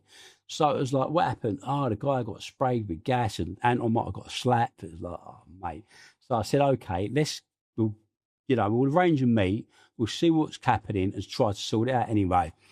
So we'd called up JP, Well Dance JP. Right, so this is very relevant after. No, this is Well Dance. You're getting history now, right, yeah. So yeah. And so there's Anton Well Dance. I think another guy was called Dave. Right, and also so you're saying JP was three of them partners. The three of them partners. So you said that JP was involved. JP funded the money. They funded the money. Got it. So they're all Well Danced. They're all Well Danced. They're all Well Danced. They're all Well Danced. That's what you're saying. They're all Well Danced. Right. And then what happened was JP had funded it, to the best of my knowledge, and they then decided they're going to do a party without him, at Well Dance too. And obviously that's not palatable. So how that transcended from that point, I don't know, but the people obviously who I was in business with the ticket agency, they called a series of meetings, and the way things just went, suddenly JP owned Well Dance with Anton Le Pirate, and this Dave guy left Well Dance. But it is not as hostile or as anything like people think. And I think Anton probably even blamed me for, taking Well Dance off of him and giving it to Jay. You'd like anyone can do something like that. Do you know what I mean? Yeah. So there were loads of incidents like that where I think Andy was, he'd done stuff. Do you know what I mean? He had gangsters behind him. He was doing things, which was a complete lie. But I think a lot of that tagging did go on, to be honest with you. And I don't think, obviously, of recent years where, things are common knowledge about my life, right? But putting the record straight back then, it was straight. It was, there was none of that going on, As I said, we were very much invested in the scene, and, there were so many good people around here. See how calm you are now, and how you remember everything, your thoughts now, and we'll get on to all your inspiring things you do now. Mm-hmm. Was you fiery then? Was you fiery? Yeah, for you to have your car front, for you to have your ticket office where your car front was with the people who had it, for you to everyone coming to you going, Andy, we got this problem, blah blah blah. Was you fiery? Look, you see, this is the thing, right? I'm from North East London. Yeah. The way we grew, right, was that, you don't stand down. You do what you got to do and you move on, right? Regardless. So when you say fiery, I could have a little side to me, right? Like most people, yeah. But I've always been fair all my life, okay? Yeah. And I've never been a bully, and I've always been fair with people. So the reality of it is, it could be perceived that, yes, Andy had a temper. Do you know what I mean? But that's where it was. I was not a football hooligan. I'd never be seen fighting and going to football matches or anything like that. But don't get me wrong, I stood my ground if I had a problem. Because I don't get a bully from you whatsoever. No, it's someone that's that not don't me. take no shit. That's not me. Even when you was 21. No, because that's life. You know what I mean? You're going to be walked over. Do you know what I mean? You're victim or predator. Not saying you're a predator, but you don't want to be prey in this world, you know? Because it always blows me away how young, like someone like you, is in that era of time. Yeah. And with some, because just thinking about this now, logically, that's why I asked earlier, in the earlier stages of you doing it, there weren't no real trouble floating around in that few months. And then all of a sudden you go into, was it Basildon or Billericay? Yeah. And then there really is trouble, and yeah, but the trouble, for example, that is a perfect example. It wasn't trouble internally. That was sweet. It was internal powers that be bringing it to us. Do you see what I mean? So, but internally, as I said, as a group, and our extended group, there wasn't really any real drama. Yeah. As I said, there was no people getting kidnapped. There was nothing like this ever happening. It just didn't happen. Right. So people in your there was no kidnapping. There was nothing like this. Nothing like this. There was an incident, I do know, where two of our friends as well, went by for Wayne one morning at his mum's, asked him to come along to a meeting. He went along to a meet. Some people, were there, some of our security, other friends. And I think Wayne, I don't know what happened, but he put himself in a situation that he was frightened. He folded, he started crying and gave away 50% of Genesis. He gave away what? 50% of Genesis. But that was put straight and that never happened and everything was done. But the reality of it is, I think you can put yourself in stupid situations sometimes, as I said. And some people have a problem, have a habit of doing stupid things like that, Right. as I said. But in terms of us being bullied or us getting this or all that, no, that didn't happen. Yeah. With, like you mentioned, biology, Sunrise, Genesis, you was like, in that period, like they're the big names and they're the trendsetters for what was to come with like World Dance, Helter Skelter, Dreamscape. So when I think of Genesis, when I think of Sunrise, biology, then Energy carried on for a few years later, didn't it? They were going into Brixton Academy. Yeah. Why do you think, like, by the end of '89 and then that the rally in January, the Freedom to Dance thing, why do you think for you, and obviously you can't speak for the others, but why do you think all of those things kind of come to an end? And like by 1990, the early part, summer, there wasn't Sunrises and Genesis, and people were I remember Genesis trying to do something a few years later at I think it was Tasco Warehouse over. Why do you think it all just comes to an end for you all? Because it was just because organisation. There was no real organisation, and a lot of people they took excessive amount of drugs. They lived excessive lifestyles, which couldn't be maintained, or kept afloat. And if you're not managing something properly and you're not running something as a professional business, it's inevitably going to collapse. And that's what it was. It was lack of organisation. And I keep getting back to this. Why didn't Minister of Sound collapse? Because they were organised. They're an organisation that obviously, carefully pathed and charted their way.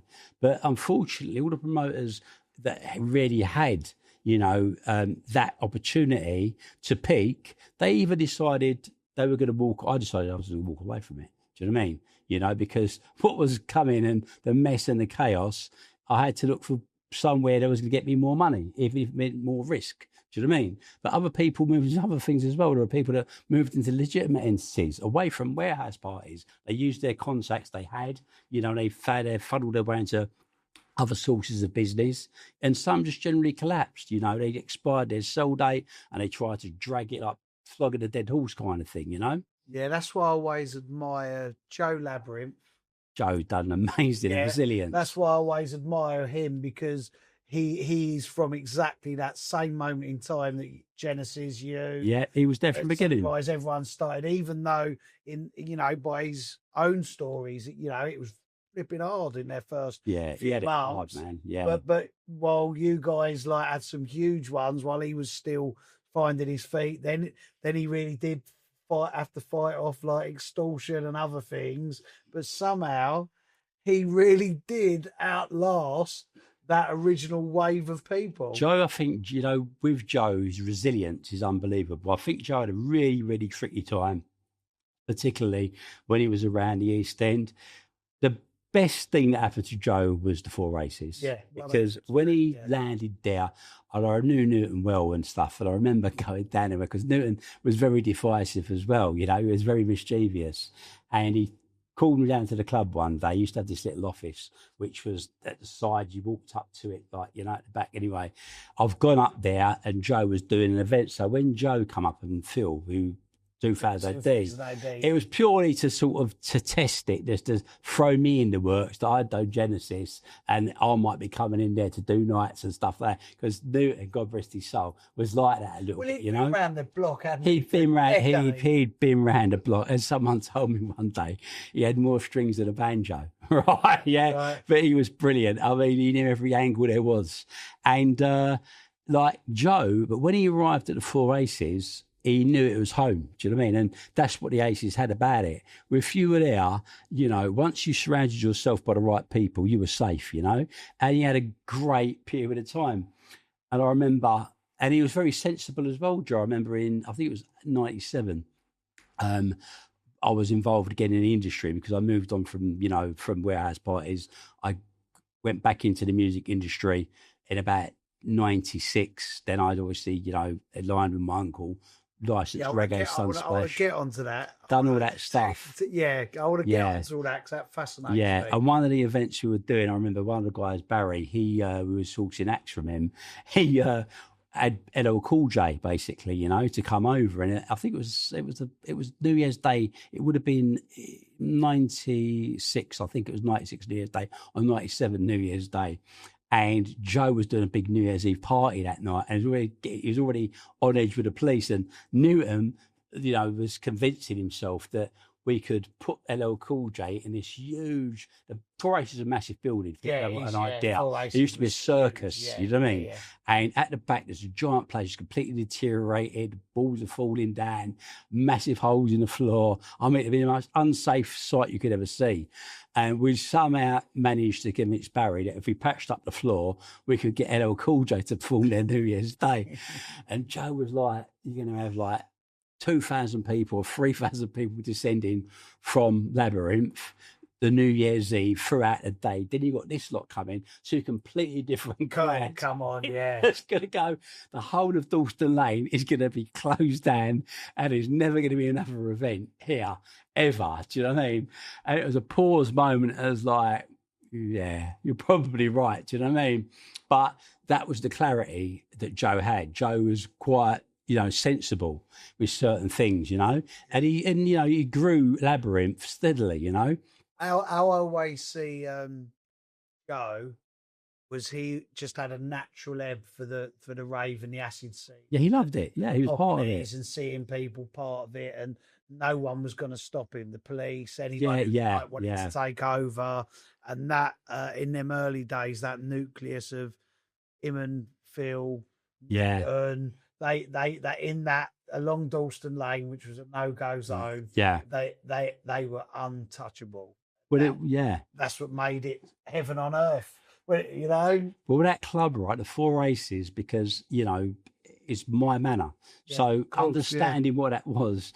There used to be a front line that used to run from the 4 Aces to the pub. Oh, what you call it, the front? That was in the 90s. That was when crack cocaine was on the scene. And, it was a club with a reputation. You had Kurt, who ran the Hideaway, which was the basement underneath it. And, I mean, all sorts was going on there back then. And he had, on the other side, you had where Phoebe's was, the front line started on Amherst Road and went all the way along a 2-mile stretch through Sandringham Road, right down to Johnson's Barbers, back onto Dalston High Road.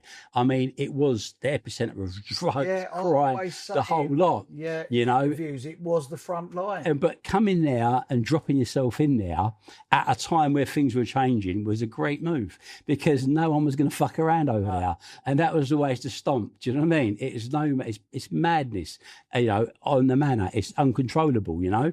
And as I said, he found a home. Yeah. And how long did Labyrinth stay there for? Well, I was there from 1990 to 1995 every Friday and Saturday. Every Friday and Saturday. Then when I then started going up and down the UK and all over Europe and the world, I think they was in there for another 3 years. Mad. And then they moved to Tottenham, pleasure rooms in Tottenham. So you lose the passion for the acid house and the rave and the warehouse scene, because that period that you was in it, like I said earlier, is so short, but so much happened for all of you young men at that time. Other than Joe. Joe was a bit older than 10 years older, I think Joe is than me. Yeah, older than you. So Reggae Sunsplash come latter 90s. So yeah, hang on. I want to know what you did from leaving the rave scene to then the Reggae Sunsplashes. Hey, so there's a smile on your face. It's quite well. It's quite well documented, the journey. Obviously, right. When I kind of left the rave scene, so to speak, I decided if I was taking a risk, I might as well take a proper risk, and then I delved myself deeply into the drug smuggling distribution scene, you know, and that's what I'd done. I'd done it very, very heavily, and I kind of, you know, not saying something I'm proud of in any way whatsoever to put out there now, but it's my journey, and everyone's a journey, you know, and that's where I went with that. But at the same time, I had a passion and love for music, so I used to put money into a lot of events, you know, American artists coming in, different promoters, I'd back their events, things like that. When I got a spark to do something again was basically when I was asked to get involved in an event in Swansea, which didn't happen, but it reignited my passion for being a promoter in Swansea. Swansea Airport. The event didn't happen, but I kind of regrouped in what I'd done, and then I thought to myself, I've not done a festival yet. Let's have a crack at this, you know, done everything else, and it's a gradual, progressive ladder moving up. Financially, we're in a strong position, and I knew to get something, you had to enter with a brand that could make an impact with a big footprint. Reggae Sunsplash had been here in 1994. It came over when David Rodigan and John Burroughs, he was chairman of Capital Radio, wanted to bring it over as part of the Capital Jazz Festival, is what they called it. They done huge events. And my uncle, he was connected to Sunsplash, had a, history of, being a real kind of a, mover and shaker in the reggae music industry over here. He was approached, along with some of the other partners in Jamaica, to bring Sunsplash over here in conjunction with Capital Radio. They'd done a huge event at Crystal Palace, Selhurst Park in 84. Then they'd done it again in 85. Then they went to Clapham Common the following year, which was a free event, but it was huge. It outgrew anything you could imagine. Some people, estimated 160,000 people in footfall passed through that day. Of course, that was a huge event, and it was dominantly Afro-Caribbean based. Wasn't something the police particularly enjoyed the idea of doing it. So every excuse was made in the book to, disengage it so it couldn't happen again. But it left a huge legacy because it was such an event of such capacity. It had Bob Marley appear in the Jamaica one in 76. It had Stevie Wonder. It had a great history. Most of these festivals that exist today wouldn't exist if it wasn't for Sunsplash. And I had access to the festival. We went out to Jamaica. My uncle was like, no, I'm not interested in it. I've retired from the music industry. And it was like, I've got to get him in somehow because we've got to make this happen. Anyway, I spoke to David Rodigan for about 4 hours. I was like, David, we've got to bring it back. I want to bring it back. But juniors, And David was like, I'm really up for it because that was David Rodigan's kind of, mecca, and eventually my uncle he got involved in developments. Basically, he was building huge housing developments out in Jamaica. So I thought the best way to get him back into the music industry would be by helping with that development, investing in it.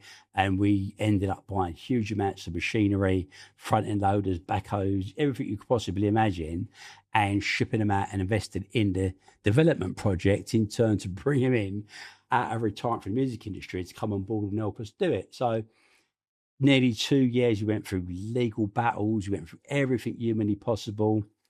I mean, story with artists like you couldn't even believe, dealing with lots of Gregory Isaacs and Dennis Brown before he died. I mean, these guys were just it was crazy. And the politics that was involved in it, you couldn't even start to imagine. And eventually, after 18 months of work building infrastructure, I wanted to do it and give back to the community, because it wasn't just at this stage just about doing an event. It was about building a legacy. So we'd done it at Victoria Park. I wanted it to be on the manor.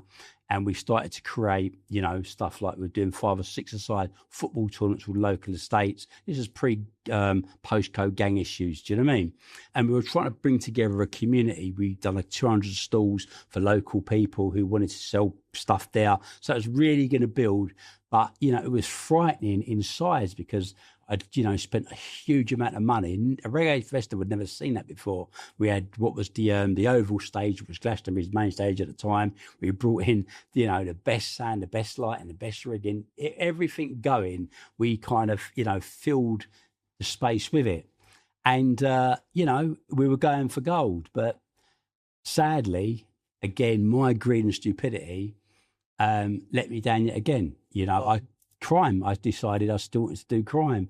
Owning the biggest festival, potentially, what would have been in Europe, I still decided to fuck around. Right. And it came down on me, basically.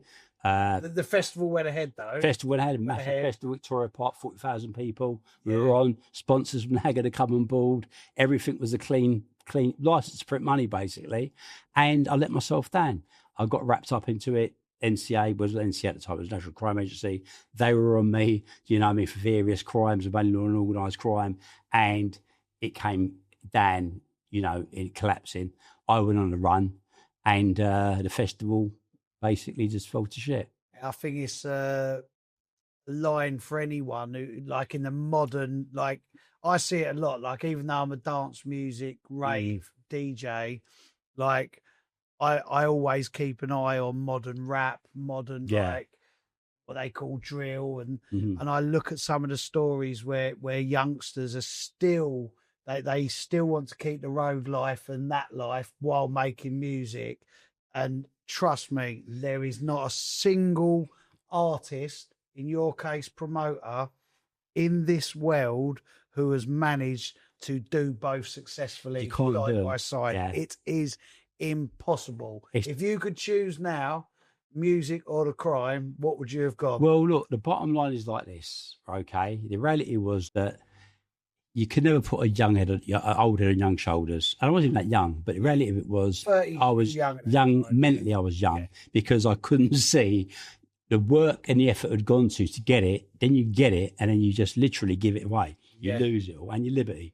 But the reality of it is, could you change time? I can't change time. All the things I've done now, finally, by doing the charity that I do, working with young people, having that lived experience benefits them now. So I can't turn the clock back or change that. I can put it to experience. I can actually give that experience and that knowledge to a young person who is on that road, who can make it, because it's no longer about me. Do you know what I mean? It's about next generation. It's very important, you have to pass the baton on, but say, look, don't make the mistakes I made for these reasons, and that's lived experience in anything. Yeah. I know some incredible artists over the years who were just amazing at what they did, vocalists or producers or DJs as well, who just they kept getting drawn back. Yeah, it happens. Yeah. And it happens, and not everyone's going to be like you, who's got like a brain that goes, well, okay, that's then. Yeah. It gives you an incredible story, an incredible life that the internet and publishers and films and documentaries are drawn into continually. Oh, But yeah. but not many get to live to tell the tale and then do something inspiring for others. So Yeah. what's your charity all about? So I formed the AP Foundation 6 years ago. I was doing quite a long, lengthy prison sentence. At that time, I saw a lot of young people who were coming in postcode gang affiliated. The issues they had in prison were terrible because as they arrived, there was conflicts. And I just looked at it and thought, I'm responsible for a lot of this madness. If I hadn't filled the place with drugs for the best part of 30 years, you know, there'd be a lot more young people not in their coffins, do you know what I mean? And not in prison probably, you know, but I wanted to live that lifestyle. And, you know, myself and another very well-known prisoner decided we were going to see if we could put together a program. The governor of prison agreed. We brought in some very well-known guys who were in the system, gang affiliated, and we started to mediate the problems, conflicts. And then that was a successful program.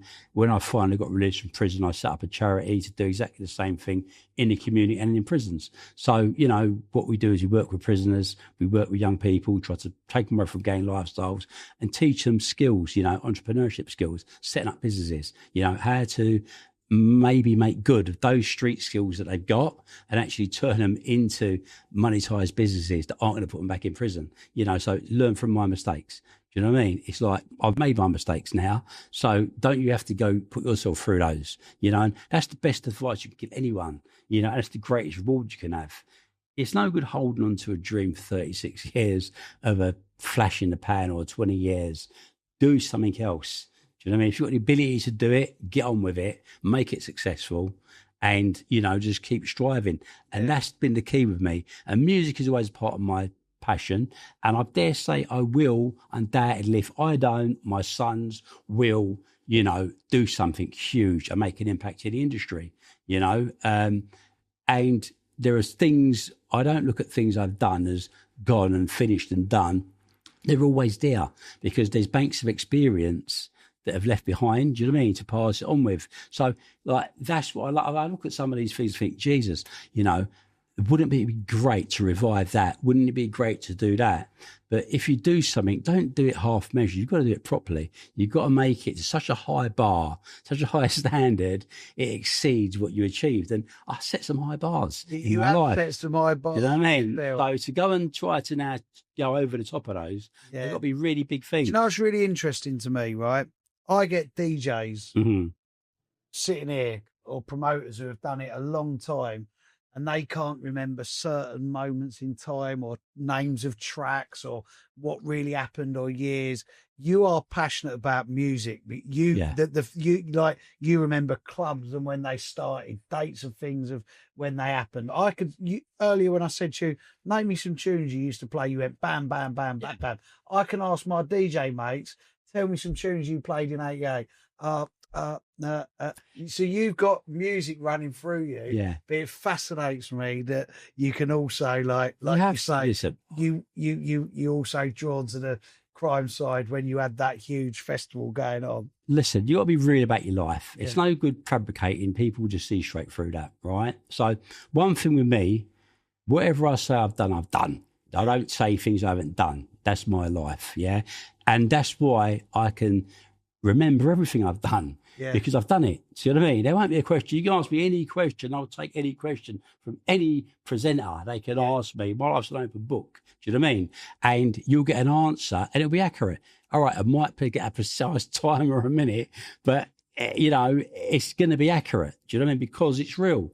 And that's the thing about it. But it's passionate. Every single thing I've done, whether it's good or bad, I've done it for a reason. At the age you're at now and the way you look at life and, you know, your charity gives back, and what do you think led you down the crime routes? What now looking back at it? Do you know this, right? And this is really, this could sound really, really cold, right? But I have to be honest. I looked at it, and in the midst of all the things and all the people frightened of this or scared of that or hear about that, I looked at it and thought to myself, if I do that, can I be the best at it? If I do that, can I stand for it and can I do it? Right? And as cold as it sounds, I said, yeah, I can. And I've done it. Yeah. And that's all you do. And I know that sounds terrible because I'm supposed to be sitting there and say, oh, I come from a bad family and my parents beat me and I had no money. I'm not saying none of that. I had no reason to do it. I chose to do it. Do you know what I mean? It was a benefit I wanted and I went and took it. But I now look at the reflection because I did actually grow a conscience and looked at all the damage and devastation I've caused probably thousands of families, thousands of people, you know, not one or two.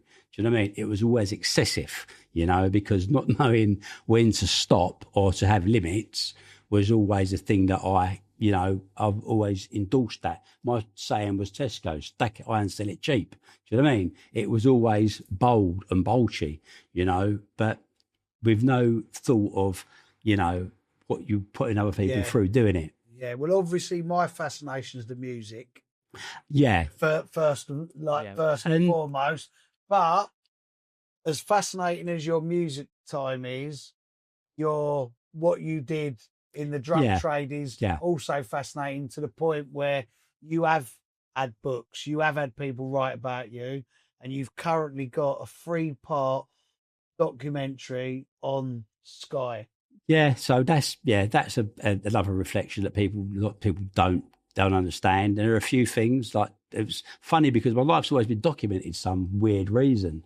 In 2007, Donald McIntyre literally documented my life in real time in Cocaine and Coconuts, a documentary when I was in prison, you know, and then I ended up obviously with things like this. Sky Amsterdam now has done this 3-part series, but then also Inquirer Point 2 are doing a 4-part series, and there are bits and pieces that come out of my, you know, on my life at different times through these different sources and media sort of channels, and happily talk on podcasts, you know, because I've had an interesting life, but there are things I'm not particularly proud of, but at the same day I have to own it. I'm not going to turn around and say I didn't do it. I've done it and I own it. Do you know what I mean? And then it's just a question of now being able to say, well, if I've done it, did I do a good job of it? You know, were my parties good parties? Yeah. Were what I'd done, you know, I've done stuff and I've done it to the best of my ability, and it's always turned out to give some people, a lot of people, either great financial benefit or great times. Where can people watch the new Sky?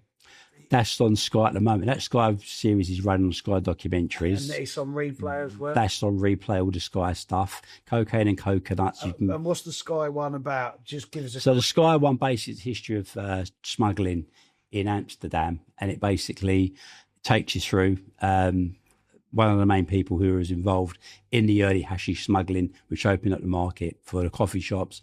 Then the second series takes you into ecstasy, basically, which obviously was the heartbeat of the whole rave scene and how that was manufactured and how that was obviously being brought out.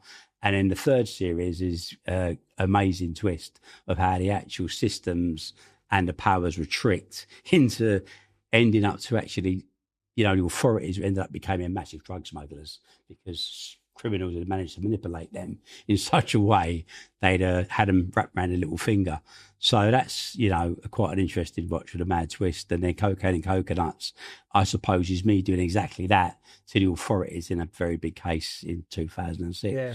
When you look back now, like going back to 1989, and you know, people like Mickey Finn, Kenny Ken, who you know, and like all of them, yeah. And like you think you dipped out by January 1990. What do you think when you see all those people still going strong? They're all my great friends, you know, they were like Mickey and, you know, you got Frost and Hype, all back to charity. So they're all involved in a knife crime campaign we do now, which is called Who's Next?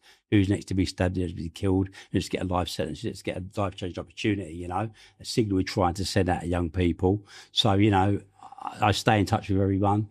As I said, all my brothers, you know, it's one message. We're all grown now, and it's about, you know, giving a message, positive message. I respect so much what they're doing musically, as I said, and I've got nothing but love for all of them. Even Cole Cox. Cole's done an amazing career, considering where he's come from, you know. But as I said, like Mickey, and like, I'm full of pride. Every time I see Hype, I laugh, and we joke because I had a saying I gave to him. It's called "one deck and a piece of sponge," and he keeps coining it now. Yeah, you know? he used it on the podcast. You'll start hearing you say it because that's where we started. I said it was one deck and a piece of sponge, Kevin. I remember we didn't even have decks. They didn't even exist. Do you know what I mean? And so it's good seeing the development, seeing these guys now have got all this younger generation, you know, watching them really carefully. How do they mix? How do they produce? You know, so yeah, it's good, you know, and to be part of that whole thing and watching that develop in itself is a great experience and great memories, you know. What does the future hold for you? I think future holds for me just really moving forward now with positive things. One thing, obviously, is my memoir. I spent time in prison writing my memoir, which is now with my agent, Meg Davis. So she's going to be giving that out to various publishers this month. That goes on submission. It's called Empire of Dirt, because all this life has been an empire of dirt when I realistically look at it. And, you know, it's important that message is there, because I had a book in 2007 released, Urban Smuggler, and it's been a point of confusion and controversy, actually. And if ever there was a curse, it probably was the biggest curse I had, because what had happened was, on my trial in 2013, the prosecution were just taking parts of it and reading it to the jury to notify this person I was. But then of recent, I might as well put it out there because it is kind of a current issue, you know, and I must address it. Is of recent, you're probably aware that myself and Wayne's been randomly doing these posts on social media over the book, you know, and what has to be made crystal clear was that particular book in 2007, after the big case had come out, I was offered a publishing deal, which I hadn't written any books at that time. It was a reasonably good advance. It didn't mean anything to me to do it. I got Norman Parker to write it, and Norman had lifted some of Wayne's book, Class of '88. Now, he'd correctly accredited it as well in the back of the book. Acknowledgement, it clearly says thanks to Wayne, and Class of '88 was a source for the thing, but I had no idea he'd done it, right?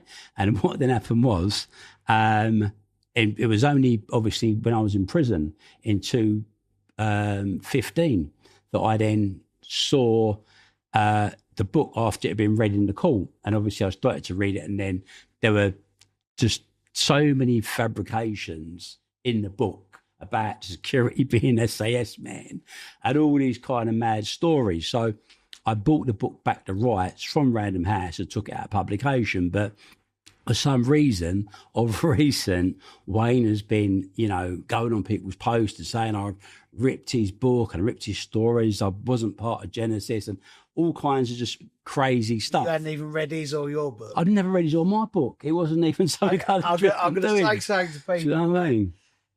People come up. I've read my book now. Yeah. Right? But my book's been out there for about 10 years. Yeah. And people come up to me, because it's Sonia who's read my book, and I did it like you did. I give loads of interviews to Andrew Woods, who wrote the book with. Oh, he wrote the book. He just had to listen to my drunken ramblings. It was when I was drinking. I haven't drunk for 8 years, right?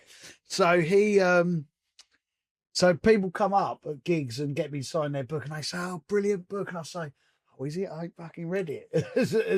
and there was a point where I meant that, and I could believe that you've not read it because you've given the interview. You just don't, But the reality of it is this: it's like plain and simple. When they offered me the book, and it was, as books goes, it was a successful book. It went to trade paperback. Yeah. It was reprinted with 2 different covers. It stayed in print for 10 solid years without coming out of print. You know, I got a substantial advance on it as these books go. So I get it. Probably people will be a bit jealous of that, but it's just another project. I didn't even, do you know what I mean? To not read the book. But this particular manuscript now I've written is a labour of love. I've taken my time. It's written in my hand, and it, you know, is the truth. Which every word. I've read. And every word in there every word in there. I will come on a podcast with you or any podcaster and chat, ask me any question, challenge anything, because there can only be the truth. When will the book be out? Well, the publishers now obviously will be send it to various publishers through my agent. Talking to one or two at the moment, depending on how things go, probably middle part of next year, I should imagine. And where can people look up your charities? What are the web addresses? So AP Foundation, which is apfoundation.org.uk. You can, attend the site like that. You can also attend our knife crime site as well, which is who's next, the number 2.com. And that's the campaign we're running at the moment. And generally speaking, if you put me into Google, I'm quite relatively known. All right, and what about Insta and Facebook? Yeah, so I'll tell you what, don't off the top of my head, but if I give them to you, you can put me in the descriptions box, that'd be good. Oh, good. Mate, we started off saying you're the real deal. Listen, we're ending saying you're the real deal. It's our journey. All your old mates said, say hello to him. Listen, nothing but love for all of them. Brilliant. Thank you, mate. Take care. Fantastic. Thank you, Daniel.